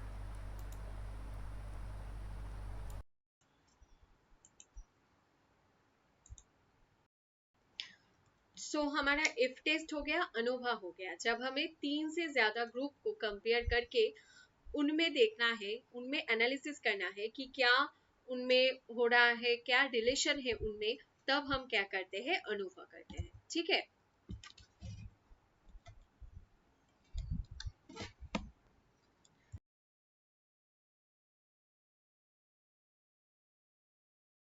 इस्तेमाल करेंगे, कैटेगोरिकल डेटा के लिए इस्तेमाल करेंगे, है ना। टेस्टिंग एसोसिएशन बिटवीन वेरिएबल्स, दोनों वेरिएबल के अंदर, जैसे कि यहाँ पर जेंडर और वोटिंग। अब देखिए, जेंडर की बात अगर करें तो यहाँ पर मेल और फीमेल दोनों आएगा। अब ये लोग जब वोट देने जाएंगे तो कौन से आदमी कहाँ पर वोट देंगे वो डिपेंड करता है। सो ये जेंडर तो क्या करता है, वोटिंग किसे करना है, कैसे करना है, तो इसके ऊपर डिपेंड होता है। ठीक है, एट्रीब्यूट डेटा क्या है, काई स्क्वायर डेटा। ठीक है, अब देखिए क्या होता है, नेक्स्ट चलते हैं। पियर्सन कोरिलेशन से, जिसे हम क्या कहते हैं, आर। उसके बाद रैंक कोरिलेशन जिसे कहते हैं पी।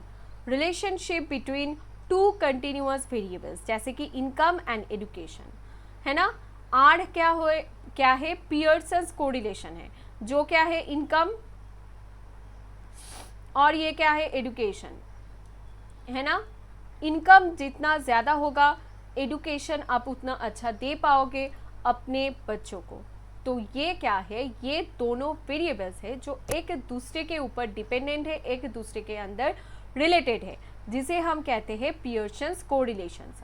और ये सारे टेस्ट करते हुए हम इन दोनों के बीच के रिलेशन को टेस्ट कर पाएंगे। स्पेयरमैन कोरिलेशन जो है पी, मतलब क्या है, रैंक्ड और ऑर्डिनल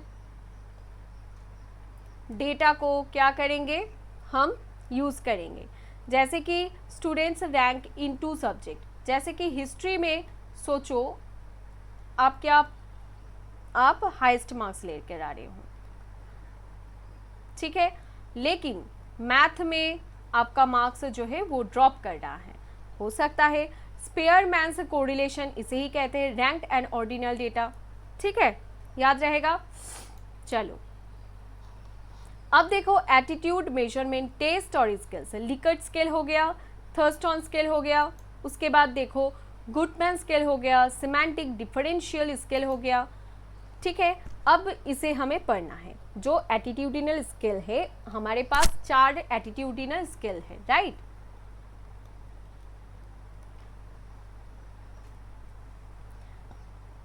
देखिए,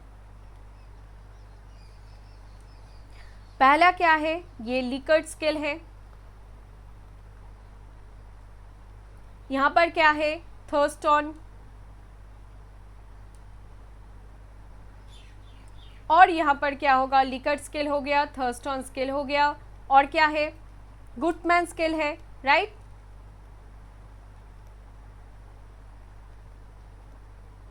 और लास्ट में क्या आता है, देखिए, सिमेंटिक डिफरेंशियल स्केल।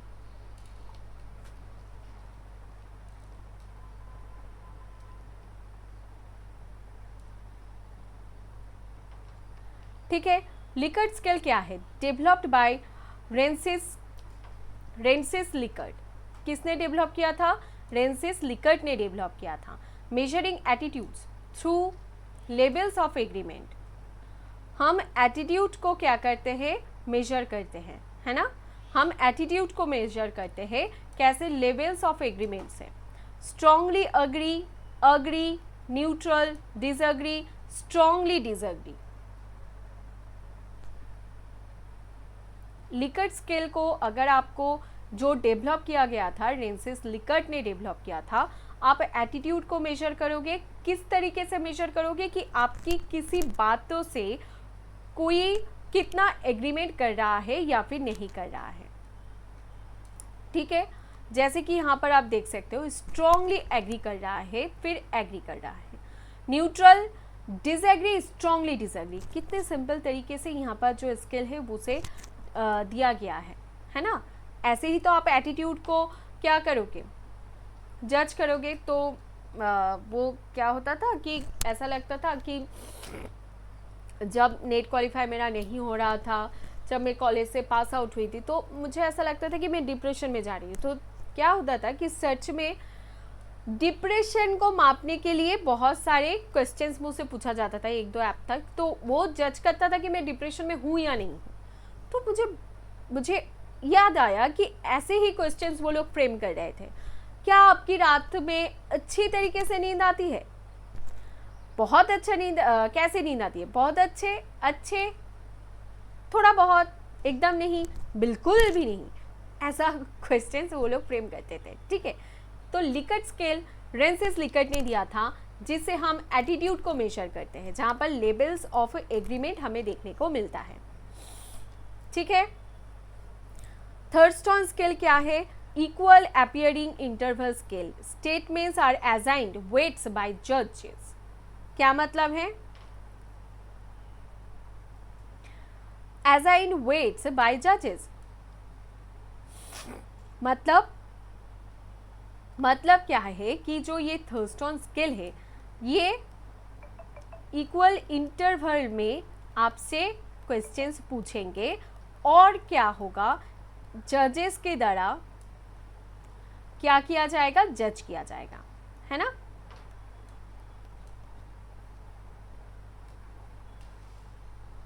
ठीक है, तब थर्स्टन स्केल का इस्तेमाल किया जाता है।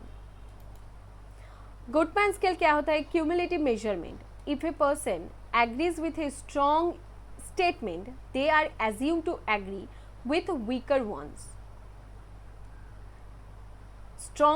Strong statement agrees with a strong statement, they are assumed to agree with weaker ones. Cumulative measurement होता है। ठीक है, गुडमैन स्केल क्या होता है? क्यूमुलेटिव मेजरमेंट के लिए इस्तेमाल किया जाता है।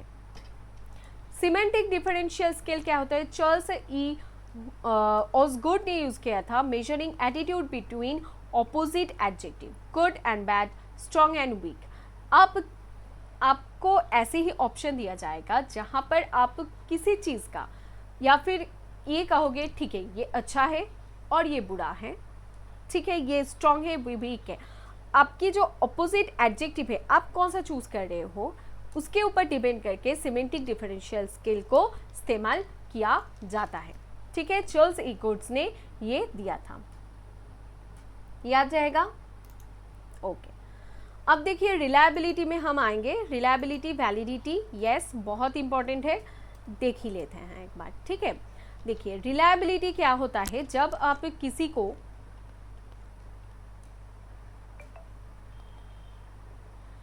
जेनरलाइज्ड कर पाते हो तो वो रिलायबल होता है। आपने एक स्टडी किया, उसका कुछ फाइंडिंग्स निकला, है ना।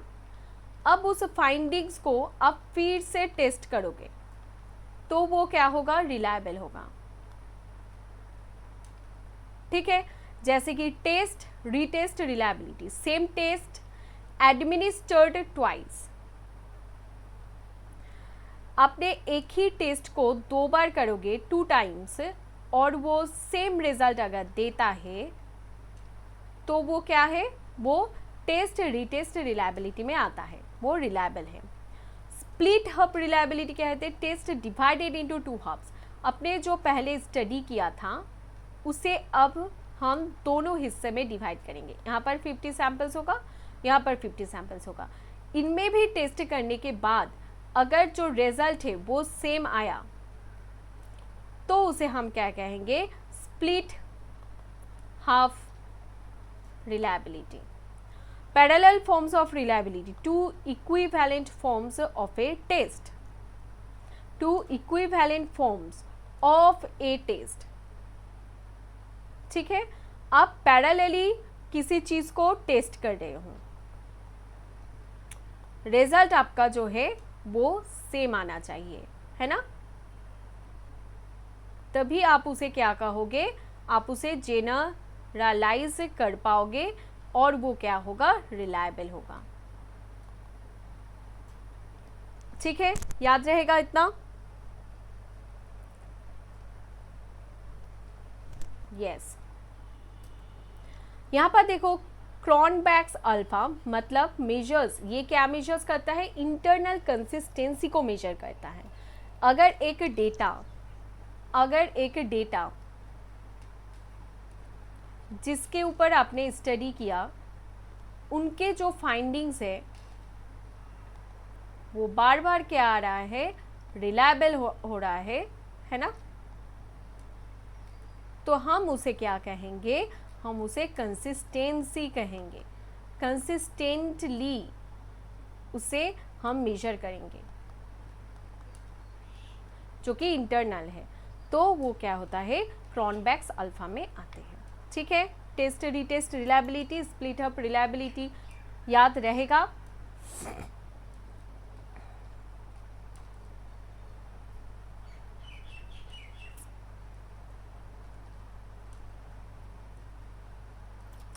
अब देखिए वैलिडिटी में क्या होता है, फेस वैलिडिटी की यहां पर बोला जाता है appears valid on the surface, मतलब जो आप देख रहे हो फेस में, आप जो देख रहे हो आपके फेस में जो आ रहा है उसे हम क्या कहते हैं, फेस वैलिडिटी, उसे हम क्या कहते हैं, फेस वैलिडिटी, है ना।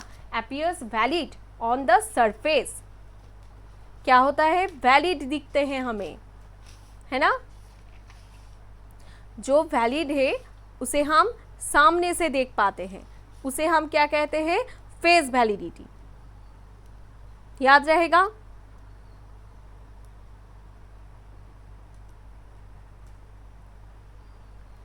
जो हमें ऊपर ऊपर से देखने को मिलता है, जब हम उसे टेस्ट करते हैं और वो वैलिड निकलता है तो उसे हम क्या कहेंगे, वैलिड, फेस वैलिडिटी। ठीक है, उसे हम क्या कहेंगे, फेस वैलिडिटी। याद रहेगा।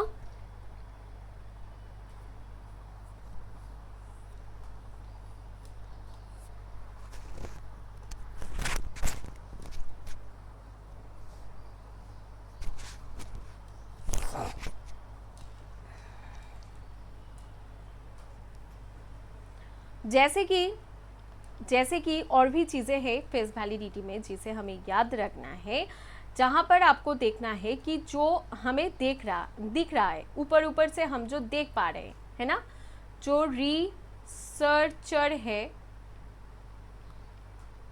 कैन सी, राइट, कैन जज, ओके, जो सब्जेक्टिव होना चाहिए, क्या होगा, जो सब्जेक्टिव होगा, जहां पर रिसर्चर का भी बायसनेस आ सकता है, तब होता है फेस वैलिडिटी। ठीक है, तब क्या होता है, face validity. Content validity on the other aspect क्या होता है, cover all aspect of A concept. जो आपके पास कंटेंट है आप उसे वैलिड है या नहीं ये देखना चाहते हो, है ना। जो आपके पास कंटेंट वैलिडिटी की अगर बात किया जाए, cover all aspect of a concept, इसका मतलब क्या है कि कंटेंट के अंदर जितना भी वैलिडिटी है आप उसे देखना चाहते हो, उसे हम कंटेंट वैलिडिटी बोलेंगे। इसका मतलब क्या है, कंटेंट वैलिडिटी का मतलब क्या है, जो कंटेंट रहेगा यहां पर वो क्या होगा, 100% ही हम कंटेंट को एनालिसिस करेंगे। ठीक है, कॉन्स्ट्रक्टिव वैलिडिटी की अगर बात करें, मेजर्स द इंटेंडेड कॉन्स्ट्रक्ट, मतलब क्या है, कॉन्स्ट्रक्ट वैलिडिटी की अगर बात करें तो क्या होगा,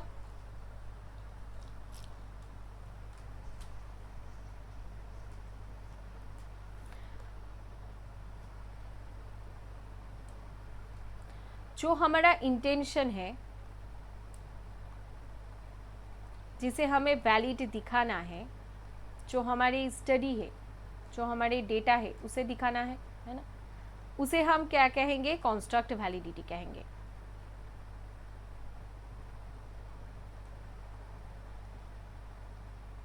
ठीक है।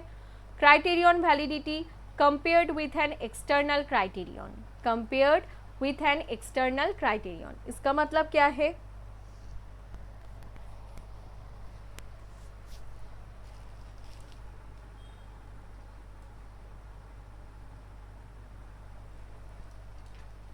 ये एक्सटर्नली क्या होगा? वैलिड होगा। ठीक है, ये एक्सटर्नली वैलिड होगा। क्राइटेरियन वैलिडिटी में क्या होगा?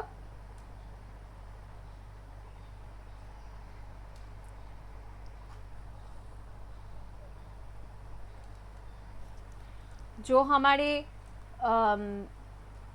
वैलिडिटी है वो एक्सटर्नली हमें देखना है, वो एक्सटर्नल वैलिडिटी में आएगा।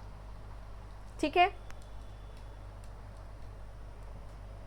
फेस वैलिडिटी में हम ऊपर ऊपर से सब कुछ देखने की कोशिश करते हैं।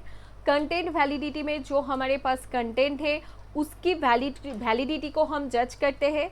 हम उस कंटेंट को बार बार डिफरेंट पर्सपेक्टिव से स्टडी करते हैं, फिर उसको निकालने की कोशिश करते हैं। कॉन्स्ट्रक्ट वैलिडिटी क्या होता है? जो स्टडी है हमारे पास, हम उसे फिर से स्टडी करते हैं, उसके कॉन्स्ट्रक्शन को फिर से देखते हैं और देखते हैं कि जो रिजल्ट है वो सही निकल रहा है या नहीं।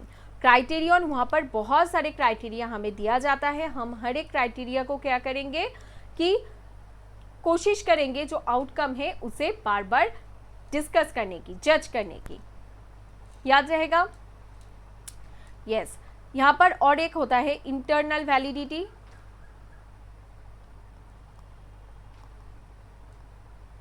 और क्या होता है? External validity. इसका मतलब क्या है? इंटरनल वैलिडिटी और एक्सटर्नल वैलिडिटी का मतलब क्या है? एक्सटर्नल वैलिडिटी में आपको यहाँ पर जो है एक्सटर्नली आप इसे स्टडी कर पाओगे, है ना, इसकी वैलिडिटी को आप जज कर पाओगे। जो इंटरनल होगा, जो इंटरनल होगा वो क्या होगा? जो इंटरनल होगा वो क्या होगा?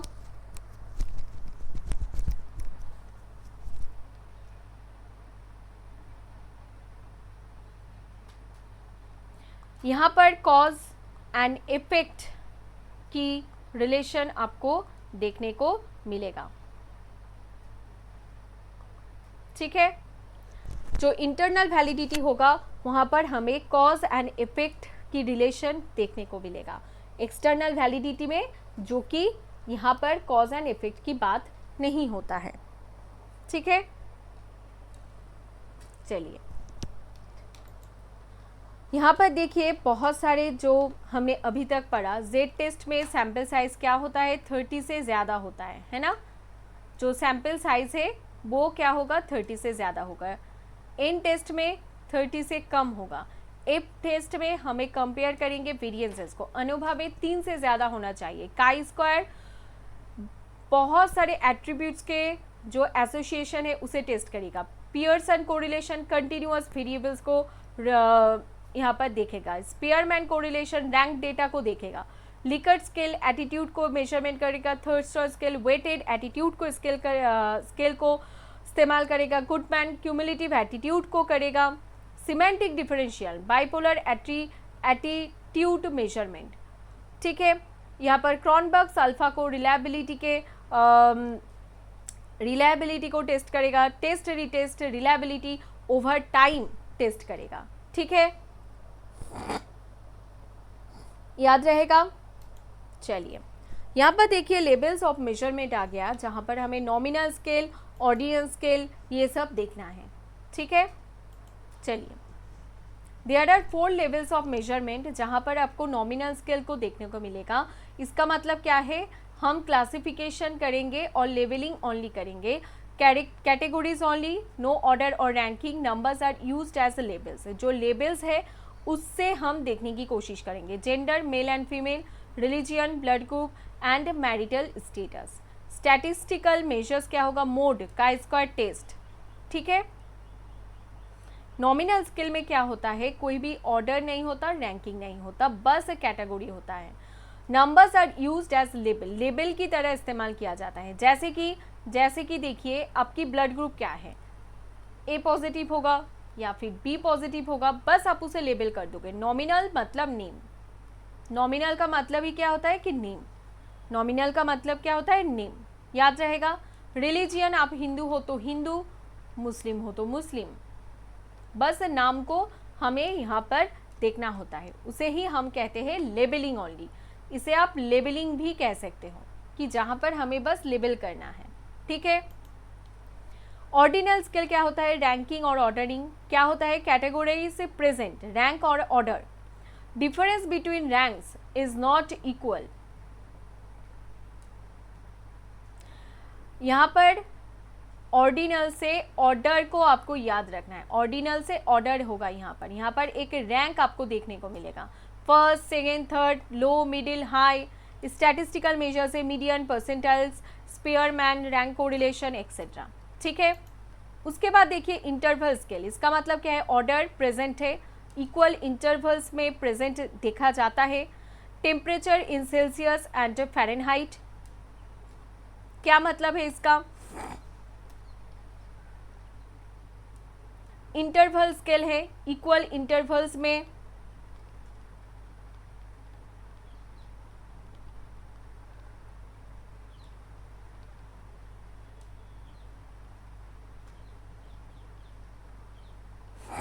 हमें देखने को मिलता है। हम इक्वल ऑर्डर में जब किसी को रखते हैं तो उसे हम क्या कहते हैं, interval scale.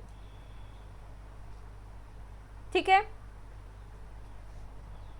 But no true zero, यहाँ पर जीरो कोई भी नहीं आएगा, इक्वल इंटरवल होगा। 30 degree centigrade is not twice as hot as 15 degree centigrade because 0 degree centigrade does not mean 0 degree centigrade does not mean absence of temperature. ये सब छोड़ो, इसे याद रखो, इक्वल इंटरवल रहेगा। ठीक है। यहाँ पर 10 होगा तो यहाँ पर 15, यहाँ पर 15 होगा तो यहाँ पर 20, 25 एंड 30। ठीक है। ऑर्डर रहेगा, ठीक है, इक्वल इंटरवल रहेगा, पर कोई ट्रू जीरो नहीं होगा। रेशियो क्या होता है, ऑर्डर प्रेजेंट होता है, इक्वल इंटरवल होता है, ट्रू एंड एब्सोल्यूट जीरो यहाँ पर देखने को मिलता है। इसमें से ही क्वेश्चन आता है, क्या इंटरवल में ट्रू जीरो आपको मिलेगा, नहीं, लेकिन रेशियो में आपको क्या मिलेगा, ट्रू जीरो देखने को मिलेगा। ठीक है। Height, weight, income, number of children, age, सबका रेशियो होता है, लेकिन जीरो तो नहीं होता, जीरो होता है ना, जीरो होता है, लेकिन इंटरवल में जीरो नहीं आएगा। यहाँ पर आप देख सकते हो बहुत अच्छी तरीके से यहाँ पर दिया है। नॉमिनल में हमें क्लासिफिकेशन मिलता है, लेकिन कोई रैंकिंग नहीं होता, इक्वल इंटरवल नहीं होता, ट्रू जीरो नहीं होता, जैसे कि जेंडर। ऑर्डिनल में क्लासिफिकेशन भी होता है, रैंकिंग भी होता है। ठीक है। इंटरवल में क्लासिफिकेशन भी आएगा, रैंकिंग भी आएगा, इक्वल इंटरवल्स भी आएगा, लेकिन ट्रू जीरो नहीं होगा। रेशियो में चारों के चारों है, क्लासिफिकेशन भी है, रैंकिंग है, इक्वल इंटरवल्स भी है, ट्रू जीरो भी है। ठीक है। नॉमिनल से नेम, ऑर्डिनल से ऑर्डर, इंटरवल से इक्वल इंटरवल्स एंड रेशियो से रियल जीरो, याद रहेगा। अब देखिए मेजर्स ऑफ सेंट्रल टेंडेंसी, इसे हमें पढ़ना है, जहां पर हमें मीन, मीडियन, मोड देखने को मिलता है। मीन क्या है, मीडियन क्या है, मोड क्या है, इसे याद रखना बहुत ज़्यादा ज़रूरी है। जैसे कि मीन की बात करें तो ये एरिथमेटिक एवरेज में आएगा। आपके पास 1, 2, 3, 4, 5 करके डेटा है, इनकी अगर प्लस करोगे कितना आएगा, 9, 9, 3, 12, 13, 14, 15, है ना, यही आएगा। अब कितने नंबर है, 1, 2, 3, 4, 5,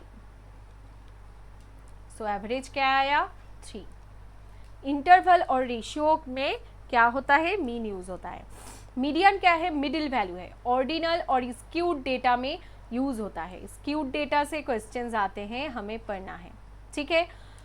जैसे कि देखिए मिडिल वैल्यू 1 2 3 4 5 कौन सा है, ये 3 वाला मीडियन है क्योंकि वो मिडिल में आ रहा है, ठीक है।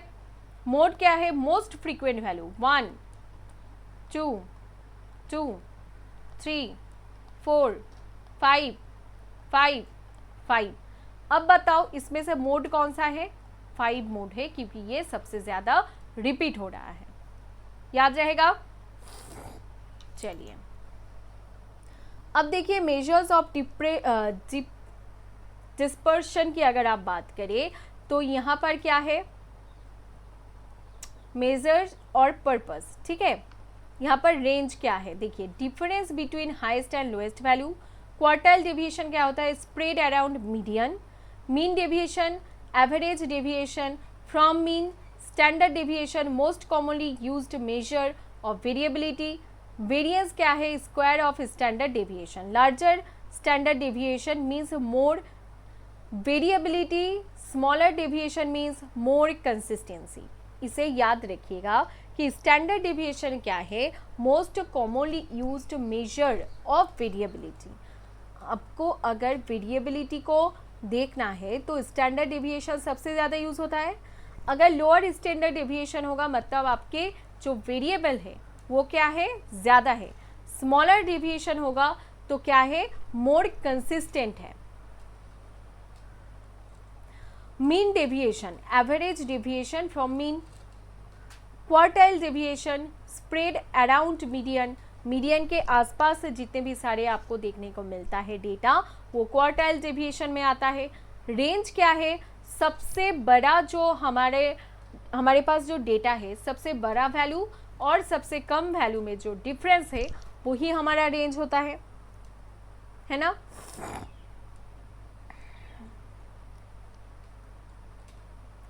वेरिएंस क्या होता है, वेरिएंस होता है square of standard deviation. Variance क्या होता है, स्क्वायर ऑफ स्टैंडर्ड डेविएशन, ठीक है। स्टैंडर्ड डेविएशन क्या है, most commonly used measure of variability. याद रहेगा, ये सब आप डेफिनेशन की तरह याद रखो, इससे PYQs आते हैं। नेक्स्ट, ये सब तो हमने पढ़ा है, ये बस मैथ पर्पस के लिए मैंने यहाँ पर रखा है ना। पियर्सन कोरिलेशन आर इंटरवल और रेशियो डेटा के लिए इस्तेमाल होता है, लीनियर रिलेशनशिप के लिए इस्तेमाल होता है और इसका जो रेंज है -1 से 0 1 तक होता है। जैसे कि अगर +1 हुआ तो perfect positive, 0 no relation, -1 perfectly negative. Education और इनकम की रिलेशन में अगर हम ये कहें कि +1 तो वो पॉजिटिवली रिलेट करेगा, 0 होगा तो नो रिलेशन होगा, अगर -1 होगा तो परफेक्टली नेगेटिव होगा, ठीक है। स्पीयरमैन्स रैंक कोरिलेशन क्या है, ऑर्डिनल डेटा के लिए यूज होता है, रैंकिंग के लिए यूज होता है। क्यों, क्या है ये, rank in sociology, rank in political science. Spearman correlation से आपको आपका रैंक जो है वो पता चलता है ना। Regression analysis, predict one variable from another, predicting salary from years of education. Simple regression, multiple regression, 2 type के रिग्रेशन आपको देखने को मिलेगा। आपने इतने साल तक पढ़ाई की तो आप एक एक्सपेक्टेड सैलरी के जॉब आप एक्सपेक्ट करोगे कि कितना हमें मिल सकता है ना। तो वो किस में आता है, रिग्रेशन एनालिसिस में आता है, ठीक है।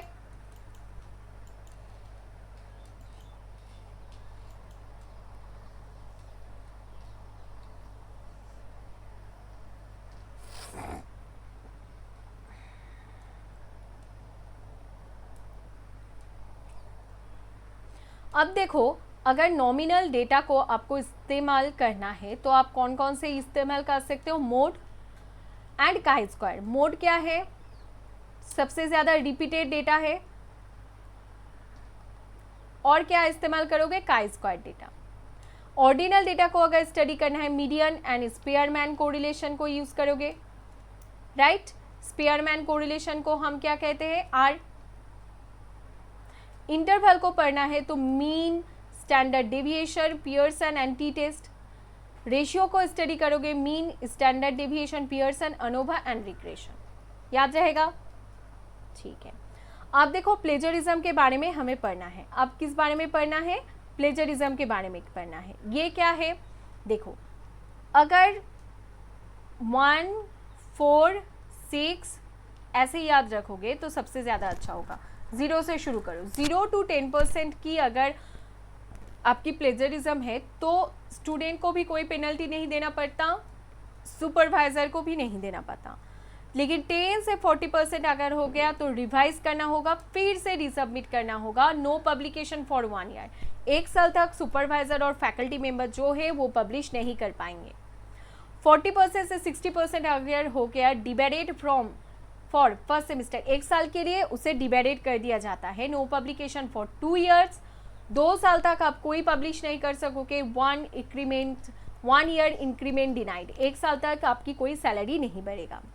60% से ज़्यादा हुआ तो रजिस्ट्रेशन को कैंसिल किया जाएगा, मेजर एक्शन लिया जाएगा और पब्लिकेशन को रद्द कर दिया जाएगा 3 साल तक, और आपकी कोई इंक्रीमेंट नहीं होगा 2 साल तक। तो प्लेजरिज्म में इसे याद रखना है, ठीक है।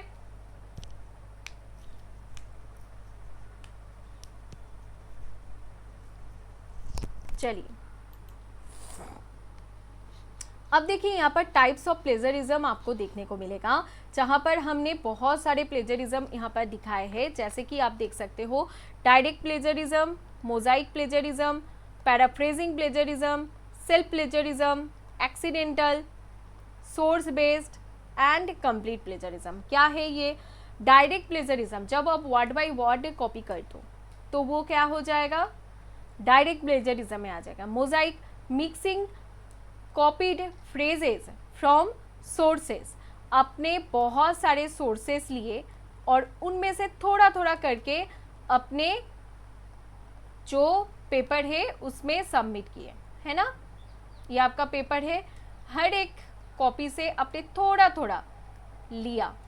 बहुत सुंदर लग रहा होगा देखने में, पढ़ने में भी अच्छा लग रहा होगा, लेकिन उसे मोजाइक प्लेजरिज्म कहा जाता है। पैराफ्रेजिंग प्लेजरिज्म क्या जाता है? Rewriting without citation. आप जो पढ़े आप उसे फिर से अपने पेपर में लिख रहे हो विदाउट साइटेशन, कोई साइटेशन छड़ा अलावा ही, तो उसे पैराफ्रेजिंग कहा जाएगा। सेल्फ प्लेजरिज्म, खुद का ही लिखा हुआ चीज़ फिर से यूज़ कर रहे हो। एक्सीडेंटल, आपकी इंटेंशन नहीं था कि आप प्लेजराइज्ड करो, लेकिन आपने साइटेशन की एरर करवा दी, तो वो अनइंटेंशनल में आ जाएगा। सोर्स बेस्ड प्लेजरिज्म, फॉल्स और मिसलीडिंग साइटेशन, आपने जो साइटेशन डाला वो सही नहीं था, सोर्स के पास पहुंच ही नहीं रहा है, तो वो source based plagiarism. Complete plagiarism, submitting another's work, entire work आपने कुछ देखा ही नहीं, आपको पीएचडी सबमिट करना था, आपने उसे सबमिट कर दिया, वो कंप्लीट प्लेजरिज्म में आ जाएगा, ठीक है। यहाँ पर देखिए कुछ मैंने कोशिश की कि थोड़ा PYQs लेकर आए, लेकिन वो मुझे मिला नहीं, तो आप ये देख लो कि किस तरीके से क्वेश्चंस फ्रेम हो सकते हैं मैथ में। Mean of 5 numbers is 24, the 4 numbers are here, find the 5th number.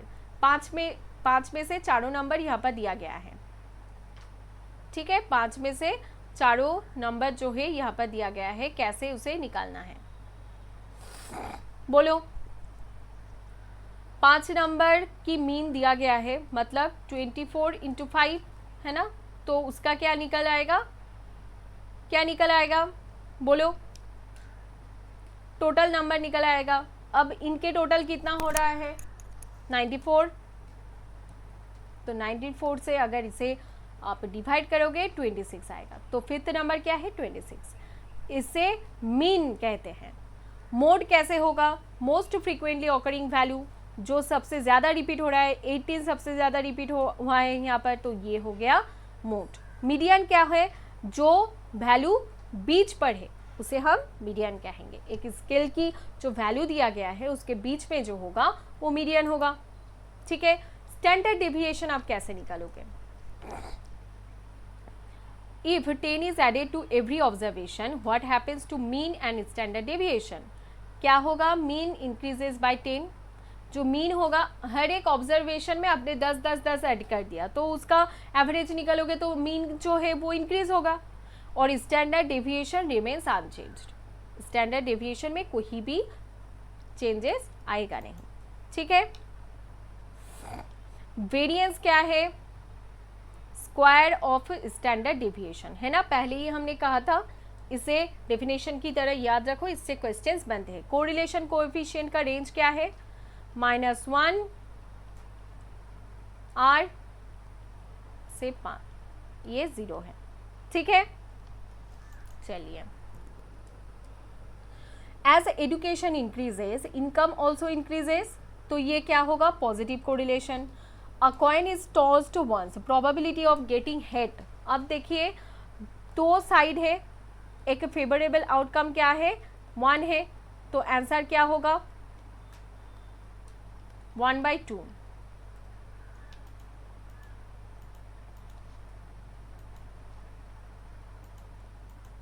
ठीक है, याद रहेगा।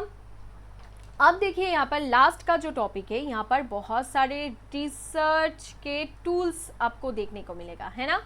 गूगल स्कॉलर है, find research paper, ResearchGate है, access papers and connect with researcher, JSTOR academic journal database, Shodhganga, Indian PhD thesis repository, INFLIBNET, e resources and for Indian researchers, Zotero क्या है, manage references automatically. ये जो तीनों आप देख रहे हो ना, ज़ोडेटो, मैंडली एंड एंडनोट, ये तीनों क्या करते हैं, ये तीनों साइटेशन के लिए हेल्प करते हैं, है ना। साइटेशन के लिए इन सब के अगर आप मदद लोगे तो क्या होगा, आपका प्लेजरिज्म आने की चांसेस बिल्कुल 0 होगा। Google forms and survey monkey, इससे क्या होता है, आप सर्वे करते हो, है ना, अपने डेटा को कलेक्ट करते हो, ठीक है। डेटा एनालिसिस के लिए SPSS, माइक्रोसॉफ्ट एक्सेल और R सीखना ज़रूरी है, ये डेटा एनालिसिस्ट के काम में आते हैं। क्वालिटेटिव एनालिसिस के लिए आप ये दो यूज़ करो, NVivo और atlas.ti, interview coding and thematic analysis, coding and qualitative data, AI research assistant, ChatGPT, perplexity AI and illicit. ये क्या करेंगे, AI आपको लिटरेचर रिव्यू में हेल्प करेंगे, कैसे लिखना है, ग्रामर और राइटिंग को अगर सही करना है ग्रामरली यूज़ करें, क्विलबॉट को यूज़ करें, है ना, ये आपके ग्रामर को ठीक करेंगे। और टर्निटिन, ये भी प्लेजरिज्म के चेक में ही हेल्प करेंगे, इसे तो आपको याद ही रखना है, ठीक है। तो ये था रिसर्च एप्टीट्यूड के जितने भी सारे टॉपिक्स थे, मुझे लगता है ज़रूरत था तो वो हमने कवर करने की कोशिश की। अगर आपको लगता है कि ये क्लास आपके लिए हेल्पफुल था, सो प्लीज़ सब्सक्राइब, और ऐसे ही क्लासेस हम फिर से फ्यूचर में लेकर आएंगे ताकि आपकी मदद हो जाए, ठीक है। Thank you so much guys, हम आपसे मिलते हैं बाद में फिर दूसरे किसी क्लास के साथ, and thank you so much, have a nice day, God bless you all.